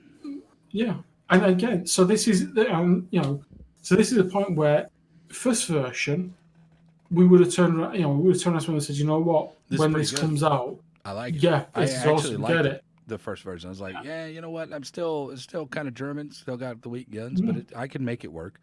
And it's a pretty decent boat. It's fun. I enjoyed the 10 games or so that I played in it. Yeah, and then the second version, I think it's almost universal to a point. We've also pretty much the same. Of doesn't make sense. Why have you nerfed the HP? Why doesn't she feel as good as she did before? What you had a perfectly good sellable product that was a bit quirky, was a bit, but you could see the lineage of the line. You could see, it was tangible for the actual class and nation, and would have made a really fun ship to play. It wasn't overpowered. It wasn't underpowered. There was no point in that ship where you felt, you know what, this thing's going to absolutely wreck face left, right, and center. You didn't feel like you were. You didn't. I'm put it this way. It didn't feel like Slava. I love Slava. I think everybody loves Slava because there's a vast majority of the testers and community contributors say it's not good for the game. And I'm like, are you kidding me? This thing is perfect. with all the HE spam out there and the battleship not wanting to ever fucking push in and not having any reason to ever push in, Slava's going to be perfect because all those goddamn cruisers out there are sitting 18 and 20 fucking kilometers. Now I can punish them and do a job as a battleship should. I think it was a great. I think it was a great boat, and I think Slava for the future, Slava for America, Slava to save the world. That's what I say. Slava coming soon to the Baltic near you. But no, I mean, stuff like that is, why make the changes? We had a good sellable product. There are people out there who love the KMS ships in the game. For whatever reason, they just they like the KMS ships in the game. They like the lines, they like the armor, they like the checkered history and stuff like that. They all that kind of stuff.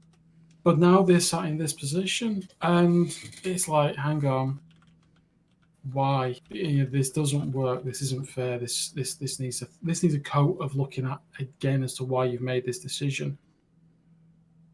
Just that's what I think. And part of me is looking at this and reading what they're suggesting and what they're saying is that when we get a ship like this and we get this position,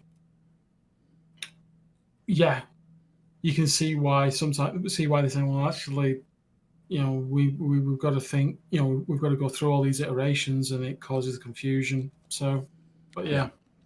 It definitely does, and I understand. I understand that why they're doing it. Do I agree with it? I'll be honest with you. I really don't give a shit, man. I really don't care.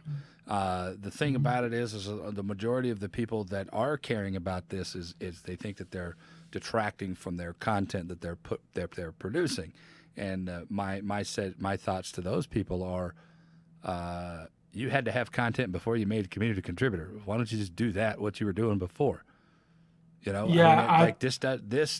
testing ships and your new content that they're putting out there does not define your stream. It does not define your fucking YouTube. It doesn't define your blog post. Now, I do see this hurting a few people, Little White Mouse. I do see this hurting her because that is a big part of what her content is, and a majority of that content does come from, hey, this is what we're thinking, this is what we're doing, and it is going to hurt people like that do forums and blog posts and stuff like that. But for me, it ain't going to hurt me at all. For you, TCfreer, I don't think it'll hurt you at all because we have content that we've been doing for 4.5 years, or 4 years or 6 years now. And that was just another aspect of the content. So if you take that away, what do you got? I still got a bikini that I can wear. I can play a fucking guitar and make up stupid shit songs about how shitty my fucking teams are. Yeah. No, that's the thing. I mean, we lose some of what we had before, but now the position we're in is actually, we've got all the content we had before. Before you became a CC, we had everything that we were making content off the game left, right, and center. But now, we've it's almost like, okay, so what do we actually lose? Okay, so I can't do new pre-release of ships. That's not a bad thing. That's not necessarily the truth either. That's not necessarily the truth either. We are going to get the ships, and we can show the ships in port, but we just can't play them on stream until that embargo date is lifted. If you guys remember, the Cheshire came out, and we had that boat fucking 2.5 fucking weeks before we could actually play it. That is to allow us as community contributors to create content offline and play it offline and do some testings. And I did a little bit of testing. Then I put out a video, and then we ended up giving one away. And that's the kind of stuff that they're wanting to push us into instead of just doing the testing boat. So like I said, it doesn't matter to me. I know some people are upset about it. Some people are thinking like we're just they want us as community contributors to generate hype. That's our job. That's really our job, really. I mean, if you really want to look at it, thank you for Yeah. that. We do have a line to the devs. We can ask questions, reasons why this and that and the other thing. Which I've always said, if anybody has a question they want me to ask the dev, it's a reasonable question Mm-hmm. and not a stupid question like, why are you guys? Why is this? Why is this still broken? Why haven't y'all fixed this shit? I mean, it's got to be a really good thought out question. I'll approach it and I'll put it in for the devs. I mean, I've always said that, and I'm assuming you do as well. Yeah, I think we both. I think we've both got on our respective discords. We've both got sections that are listed as World of Warships suggestions, and that's it's there purely and simply to get information from you, from the community. You put your suggestions in, and we'll fire it straight to the devs, raw and uncut as it comes. That's what I use mine for. If someone puts a suggestion in, I copy and paste it and put it in the the feedback section for the devs. So there you go. That is what your player base is asking. That is what someone from the player base is asking for, and that's what people say. You know what? I like that idea. I think it'd be good in the game. Speaking of that, last week, Chaos Machine Mm-hmm. has said. Let me make sure. Yeah, last week Chaos Machine had said his suggestion was to, you know how when you're a player out there and you get 5 kills, you get the Kraken achievement, right? Yeah. Why not extend that to, say, a division? If your division gets 5 kills, 6 kills, 7 kills, why not give them an achievement too as well? Because I can tell you how many Yeah. times our division's gone out there and killed fucking 10 goddamn people. And we're basically controlling it. I mean, shit, we had one with 8 people last night. Fitch got 6 of them, and I got 2 of them. So, and why don't we get an achievement for this? And they said, hey, Yeah. that's actually a pretty good idea. We'll look at that, but it's on the way back burner. I was like, well, that's fine. At least y'all are looking at it. Yeah. I mean, stuff like that, like Sailors just put in chat there. Yeah. There's we're not asking for anything that's not already there. I think there's been loads of suggestions saying, well, what about spotting medals for the destroyers? You go out and you destroyer, you spot 150,000 damage for the team. You get bugger all for it. Why not? Yeah, You've gone out and let's go ahead and up that experience you get for spotting damage. That's another story. But either way, boys, there you go. So that's what's changing, man. Not much is really changing. We're just not going to get the early iteration of test ships, which is fine with me. I don't really care. It doesn't bother me that at all. They are going to now privatize it a little bit more and put it under embargo, simply for the fact that it has created a lot of confusion. According to their words, it's created a lot of confusion in the community. People thinking they're seeing the Petropavlovsk as strong as it is now, and they think that it's a finished product. So they're hanging shit all over fucking wargaming for it when it's just the first testing. So that's the biggest reason. And it wouldn't be surprising to me, TCfreer. If that in the future there's a lot more changes as well, and there's going to be less and less role for community contributors. So, which is fine. I mean, it's their product; they can do whatever the fuck they want to with it, and we're just kind of along for the ride. Well, I mean, I think there's always going to be some role there for a CC style program or project. I mean, after all, we are for want of a better word, it's basically a play-based forum that we are for the guys in St. Petersburg, Prague, and Austin. We that with a contact to the community. In some cases, obviously, they've got their own Twitch. They've got Twitter, they've got Facebook. They've got the actual forum itself and stuff like that. But sometimes there's there are the other areas that they don't get into where people like yourself and myself come into. So I think for me, yes, we will see the program, the CC project change. It has to adapt over time, as anything does. That's a given. Everything changes with time. But at the same time, on the flip of it, yeah, I think this. I don't think it is going to go away. I think my hope is that it will adapt and it will change going forward, and we'll be able to see, and we'll see what that looks like as that happens. So basically, what you're seeing now, the Peter Pavlovsk and all the test ships that we have now are our last test ships. Moving forward, I believe, I think next patch or whatever it is going to start that. So there's the last test ships that we are getting. There are last ships that we will play live with Wick. Yeah, I think that's right, isn't it? Yeah. Well, we're not going to be able to play them when we get them. When we get them, they're going to be under embargo, so we can play them, but just not produce content with them until a certain date. So it's no big deal. Not really a big deal. It is going to. It is going to lower some of the engagement between wargaming and the community, but since they are going to do this, I would only suggest to wargamings to really do better job putting out their dev blogs and consistently putting them out in the same fucking spot. Because I have to go to dev blog for Reddit one patch, and I have to go to Facebook for one patch, and then I have to go to this Medium thing for another patch.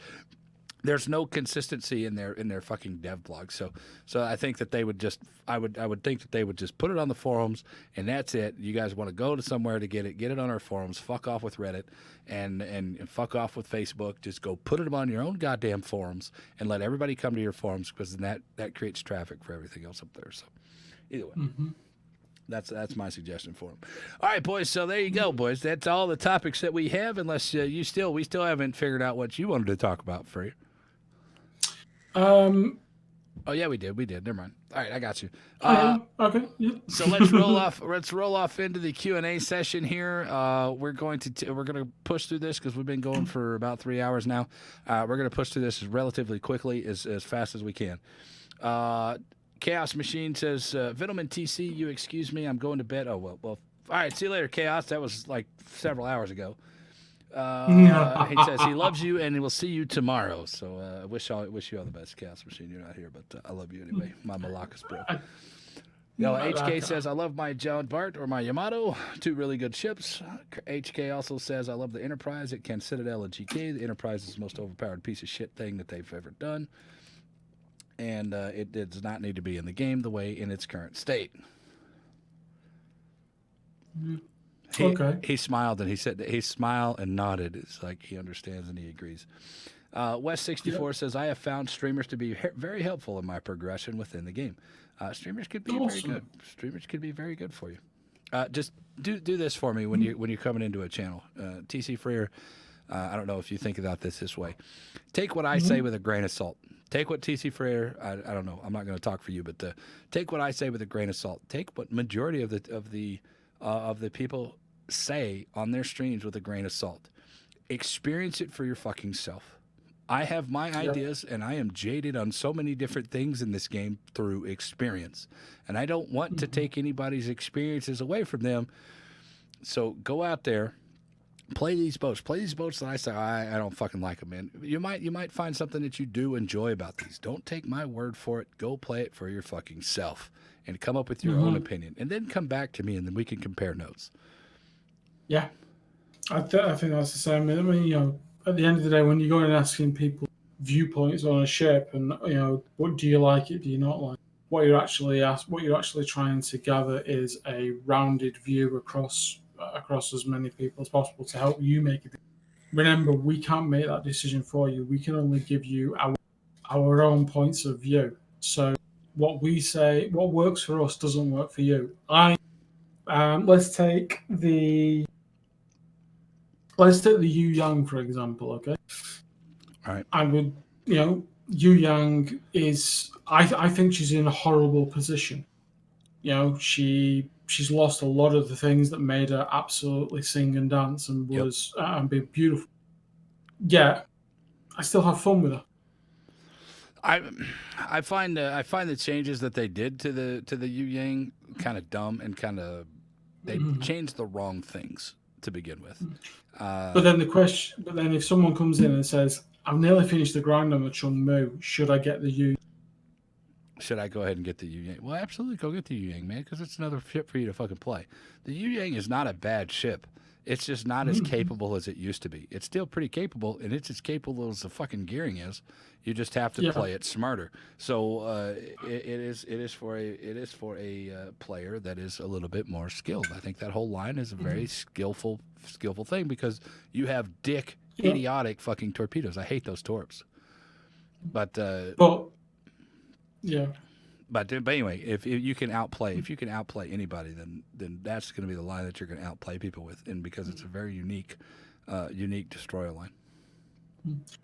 But again, it depends. Like we said, you ask us here, and we'll be like, well, she's a little bit tricky to play. She's not as good as she used to be. It's another ship to play in your port. You've got to get your head around where the position she's in and understand her pros and cons. Whereas other people, whereas you go and ask the same question, nah, I won't bother with it. It's just it sits and I don't play it anymore because I don't like what they've done with it. So, I'd be honest with you, man. Since that Tier 10 rank season, that before they changed it, I haven't played the Yu Yang since then, man. And you're not the only one. Lots of people are in the same page. It just goes to show you that this community doesn't care about balance. It just wants the fucking broken, overpowered shit. Harold says, I think he brought to the community the fact that even a sub-average player like TCfreer can be enjoyable to watch because he knows he's not a good player and he's fun and a reliable stream. That's a Harold. I guess he's taking a piss out of you, I guess.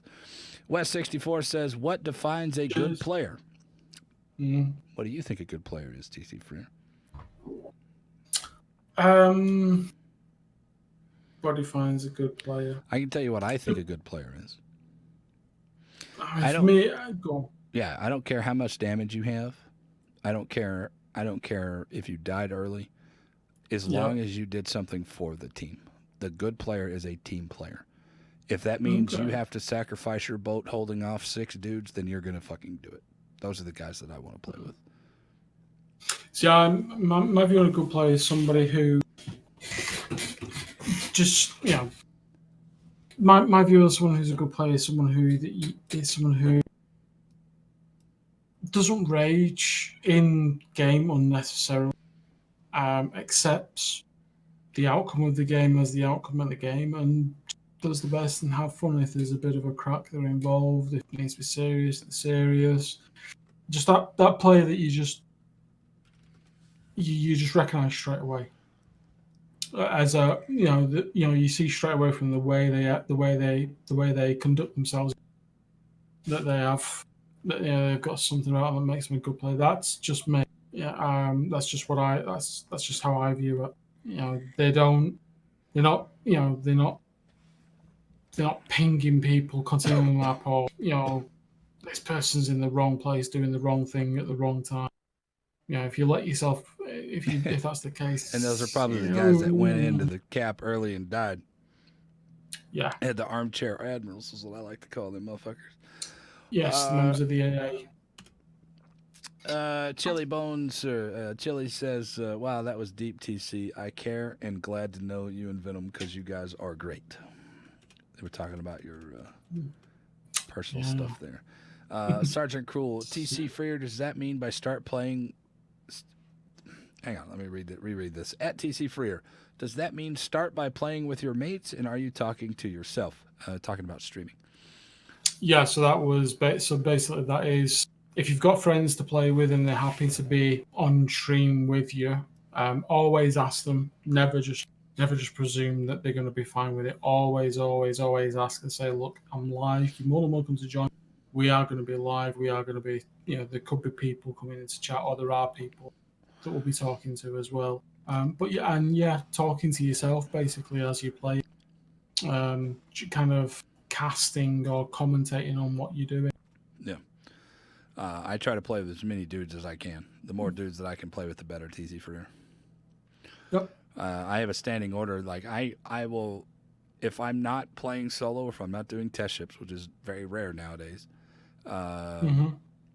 I do rotate people out, and if I get enough people in there, I'll write them down on a fucking list.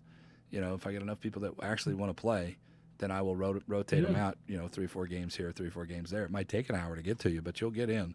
And I have standing order, and I can't read people's minds.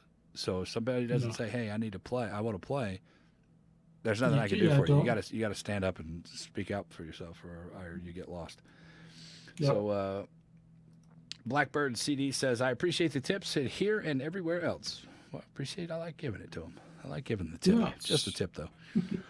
Mr. Carrot 6611 says, "I played a game with you last night. You seem like a personable person to me." Well, I am very personable, and I'm very honest, and I'm very outspoken with my opinions.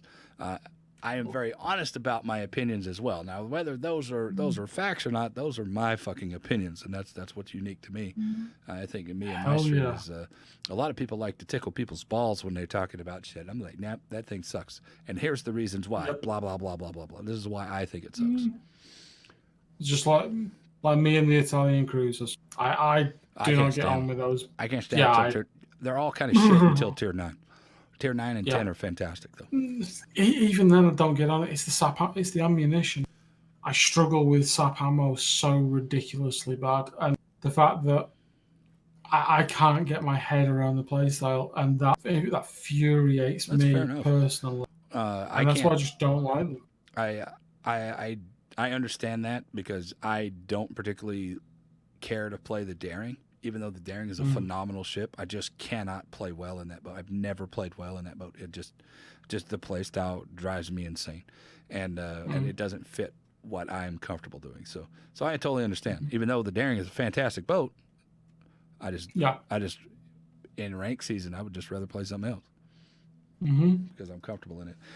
Navy Gaming XXX says, "I feel better when I stream mentally because I love the support from the Warships community." That's a good point. Yep. Hamerald says, "Twitch only cares if you have a sexy body and make men throw money at your thought existence." Because I am a Twitch thought, and I hope PewDiePie notices me. Notice me, PewDiePie. There you go. HK says, "The problem is by AA, do more damage, you will split the CV player base." I don't care. I don't care about the CV player base. I like it. Maybe that's just me being an asshole or something or a dick, but they have had it. They have bitched and moaned and complained, and they got the game dumbed down to where you really feel like there's not much that you can do as a player versus a carrier. So maybe they can get a little bit of their comeuppance. Sorry, I just do apologize for just yawning. There, it's nothing wrong. It's just getting to 3:05 in the morning for me. Yeah. I'm working on it. Let's skip a couple of these. Oh, it's fine. Don't worry. I just need to caffeine drink. Understand that. HK also says, "And the problem with Tier 8 CV play, Tier 10 CV ships, the AA damage is so high that the average player will lose the will to play it." Good. We don't need any more CVs. I was happy with the CV player base being 7%. Now it's up to like 20%. It's fucking miserable. I get a goddamn CV game every fucking time. And they're not fun to play against. They suck to play against. It can go both ways. It depends how you feel. Yeah. It's a quote unquote fluid. Yes. Sometimes it's good, sometimes it's bad. But when it's bad, it's real fucking bad, and when it's good, it's real fucking good. There's no middle ground. When it's bad, it's solid. Yeah, pretty much. It's high fiber when it's bad. Problem with CV is spotting. They're changing the spotting coming up soon, and that'll be some other topic that we can talk about another time. But they are working on spotting. Tamp SG says, "In my honest opinion, the AA upgrade module can be buffed and allow users to make a decision on how to play their ships. The recent changes on AA upgrade modules feel nerfed." I always want a choice, and I always want to have that option to go die on my own terms. I want to go out there and die on my own terms. One of the biggest problems with the old school RTS style CVs is that you would have a midway and you're a tier 8 boat, say the Charlie Martel. I had this experience myself, TCfreer. I had a Charlie Martel. I'm set up for AA and I'm shooting these planes down, or at least my AA is going off, and I literally get one drop by the fucking midway, and I did not even fire my guns at the enemy one time. I went 3 squares and I was dead, and I do not like being not able to play. I don't mind going out there and dying. I don't mind losing the games. I just want to be able to play my game. I didn't get to shoot my fucking gun once, and that's not fair to me. That's not fair to me as a player. And so this is what I want. I want the fairness of what CVs are. I want the fairness for the CV, and I also want the fairness for the fucking player. I don't want to go out there and be dictated. I want to go play on my own terms, not what you, as a CV player, have control. You're taking 2 boats out of the 24 that are in the game, controlling everything else that those 22 players are doing. Sorry, but that's just too much power. That's too much. It's too much, in my opinion. Yeah, it needs to be a fair balance across. It can't be, do X, Y, and Z. It needs to go across. So, yeah. No, I'm with you on that. Yeah. Evening all. Change of the aircraft spotting distance and a slight boost in AA defense might Reb A. I'm not sure what Cold Jet was getting at the rest of that. I think it's how could we balance aircraft carrier. Yeah. There are so many ships you don't want to fight 1v1. The trick versus CV is AA bubbles combined.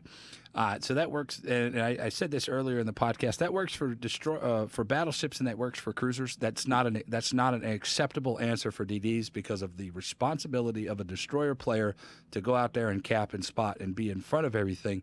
It's not effective. It's not. You're not an effective teammate if you're sitting next to the fucking cruiser the entire time just to cover yourself with AA. So I don't find that argument valid.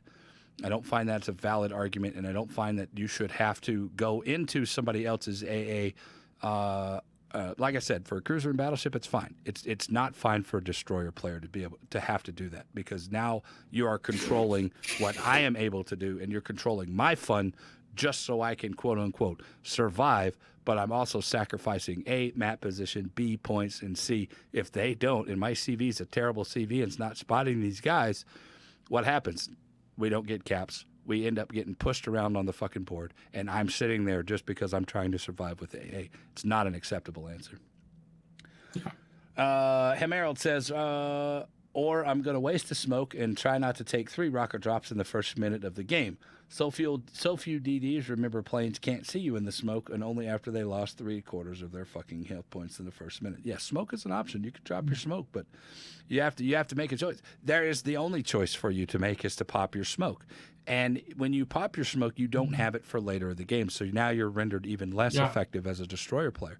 I'm sorry, but the CVs just have too much control. I mean, that's the problem that I'm having. One CV is controlling 11 other dudes and forcing them into a particular play style, and they're not being able to play the way that they want to. And anyway, I've said that, and I've vomited that shit out a whole lot, so I'm going to continue. It's absolutely fine because it's. I mean, this is the thing that I think sometimes people need to bear in mind, and sometimes they don't. Sometimes we lost you there. Sorry, no, I had to stop and just collect them and just make sure I put them in the right order. All right. But what people have to realize, what people need to understand is what sounds like rhetoric, and and just continuous. It's only said because we're so passionate about the game. Yeah, because I care. I wouldn't be playing the game if I didn't give a shit. Exactly. I mean, because we've got so much, because we've got that passion for the game, because we want to see the game go forward, and because we want to see you guys, tell us, "Oh, I had this great game," and stuff like that means a lot to us as well. It definitely means a lot to us because it kind of helps reinforce that we're also doing some stuff right as well. So, you guys coming back with feedback and stuff like that and that's when we know we've done the right thing sometimes as well. And it also helps the devs know that they've done the right thing. So that's where, that's to me, that's the important, to me, that's important stuff. So, right. whenever you go off on one, don't worry about that. Waftum Wombat says the CV needs to go back to a limited amount of aircraft, also remove rockets and put the fighters back in. They won't do that, and that's something they will not do that. And here's the funny part about it, TCfreer. They have said that there's not a problem. They don't see a problem with the way rocket planes interact with DDs now. Now the majority of the non-DD players out there will just dodge. that's not effective. You can't just go out there and just think that, oh, I can just dodge, because you're not going to dodge everything. You might dodge the first shot, but you're not going to dodge the second or third shot, and it's not an acceptable answer. And honestly, it's kind of an arrogant, flippant answer to get that from some people, which leads me to believe the only reason that the cruisers got this armor buff on their upper armor belt was because the AP rocket planes are coming in, motherfuckers, and those AP rocket planes are going to we're knocking the ever loving living shit out of people in the test. And so they had to up this armor to prevent that. And I cannot wait for that one fucking cruiser dude to come out there that was and say, hey man, these AP rocket planes, they do too much damage to me as a cruiser player. And I'm gonna stand up and I'm gonna say, hey motherfucker, just dodge. And he's gonna get pissed the fuck off. And like, why could you? That's so insensitive. You're a piece of shit for saying that. Hey, aren't you the one out there that told me to just dodge, bitch? And so there you go. So you go motherfuckers out there when these AP rocket planes come in and you get hit for 20,000 damage. Now maybe y'all shut the fuck up and understand what the fuck the destroyer players have been going through for the past year already. So just dodge, bitches. And one thing to actually add on to that as well is that when we're talking about, the devs turn and say, well, actually, everything we've got tells us that actually people are enjoying it, people are playing it, people are using it, etc., etc. That's where you see the disconnect between what a data and what an analytical point of view says versus what your heart and what your gut says when you're playing. And one of the biggest things that we as a group, as a person, as people are very, very good at is we'll be massively vocal about any negative things that impacts us. I had a bad game, BB camps at the back, CV dropped me in 3 hits, etc., etc., etc., etc. What you won't hear from the same group of players though is this one I had a really good. You don't often hear about the really, really good game unless everybody's really vocal about all the bullshit that they've had. Like I'll tell you how many times, man, look at this shot here. Check this out. And I fire a shot from 10 kilometers flat broadside, and I miss every one of my shots. And I'm like, wow, but you don't see the 10 other shots that you fucking death struck that guy. And so that's fair. And it's the same thing in real life. If you have a bad experience at fucking McDonald's, trying to get your goddamn Macca's, and you move on and you're going to tell everybody about that time. But what about the 800 million years that you've gone to fucking Macca's and to get a goddamn burger and it's been fine and nothing's been problem? You don't hear about that shit. So a lot of people do focus heavily on the negativity of the game and what they feel is wrong in that situation. So I can't remember who said it, but there was a saying. I'm sure it was someone. I'm sure it was an American military person. Everybody remembers. All it takes is one cock up to wipe out 100 that boy. Well, and that's what everybody remembers. They don't remember. You can you can hit your target 100 over 100. But if the 101 misses, everyone remembers the 101, not before it. I think Eddie Murphy has said it best, TCfreer. Eddie Murphy said it best. What have you done for me lately, Eddie? That's what he said. All right, Trism666 says increase operations and move CVs to PvE only, at least until they can finish sorting it out. No, they won't. They will not increase any more operations because number one, not enough people fucking play operations for it to be worth them spending any more money on, and that's their own goddamn fault. Why, TCfreer? Because they don't reward it anymore. Once you get 5 stars, you get nothing from that motherfucker except for a little bit of experience if you want to actually go back in there and play it. Well, yes and no to that, I'm afraid, Sirvenom, because while yes, you only get the star rewards once, they are a very, very, very good location to churn free XP, and. Oh no, absolutely, you do get some rewards. So, but you get very good. I mean, take Operation The Rye, which is apparently, from what Chaos was saying before, is back in 9.3. Thank God. You can take the Payfast, you can take your Flink, you can take your Atlante, you can take your Sharn, take any of these Tier 7 premium vessels out, load your flags up, load your camos up, and have a game with virtually no drawback if you're in a group of friends, where you can earn 1 million credits without any worry. And all you have is the Tier 7, is the cost of repairing or rearming, etc. A Tier 7. So you don't have the drawbacks of for example, let's take the Missouri. You don't have the drawbacks of the Missouri. Yes, it'll earn you 1 million, 1.2, 2.3 million credits in a game. Fantastic, brilliant, well done. But you have to perform in that game to earn those credits. Whereas the Tier 7s in an operation, you kind of just have to have a normal game almost. And, oh, look, there's 1 million credits. So there is most with that. And the AI does have several different ways of behaving in the game rather than that single way of behaving in the game. Right. Well, that's all well and good. That's my view. That's all well and good, and that's a big bonus. But for the rest of the community and the rest of the players, there's not enough players for them to warrant. There's not enough interest left in operations for them to warrant any new operations. So that won't happen. They've actually said that there's not enough people playing. That's why they're not doing it. Why aren't they putting out more campaigns? Same reason. Once you get the rewards, what's the point of even doing the campaign again or finishing out those stars except for a personal challenge? So that's why they're not bringing out any more campaigns. It's all stuck into that Naval Training Center or the Research Bureau and getting you to play the randoms over and over and over again. That's where all the content is stuck up there. So and the thing is, every Sunday Bob's puts on its forecast. There are a lot. There is a good chunk of people come along to watch and enjoy and chill out. And what do? We just sit and play operations and talk about the game and enjoy us. Yeah, there's no other game. I mean, they're fun. There's no don't other get me game wrong. I mean, like you remember Operation Dynamo, where you put fucking AA spec on goddamn Sims and shoot down 100 fucking planes. I mean, that was fun.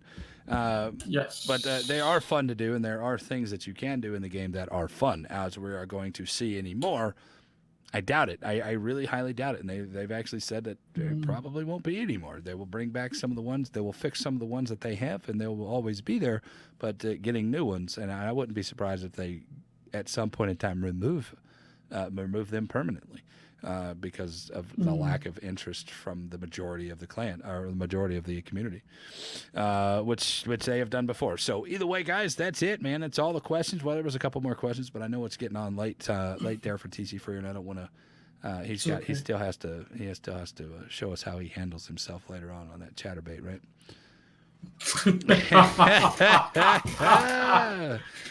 Hell yeah. That's what he said. He said, hell yeah, boys. Anybody want to see that? Push number 1 in the chat. Ladies and gentlemen, thank you very much for watching the show. Episode 50 of the Across Your Bow podcast is now in the books. I want to give a special shout out and a thank you to my man, TCfreer. Tell them where they can find you and what your schedule is. Tout on yourself. Okay, well, you can find me at twitch.tv/TCfreer. Sundays and Saturdays, around about 9 a.m. GMT till 4, 5-ish GMT. On Saturday, Sundays, there is a lot of rumor mill about coming back at weeknights. I'm trying to fit it in. It will do. You can find me at TCfreer. I do have a Facebook page as well, unbelievably. You have a Facebook page? You didn't tell me about that. I have a Facebook page. Well, I know, because I can't tell everybody what it is. It's TCfreer, surprisingly. Is it facebook.com/TCfreer? I don't know. I just clicked TCfreer. I don't know. I can't remember. If you guys are on Facebook, look up TCfreer. I'm not on Facebook. Fuck that shit. Fuck that shit. I'm there for family. That's it. But yeah, so that's there. Massive. I have to say thank you very much for that. It's been a huge honor, and it's been fuck that. It's not an honor. You're fun. helping me out, man. So I'd say thank you to you. That's the way it works.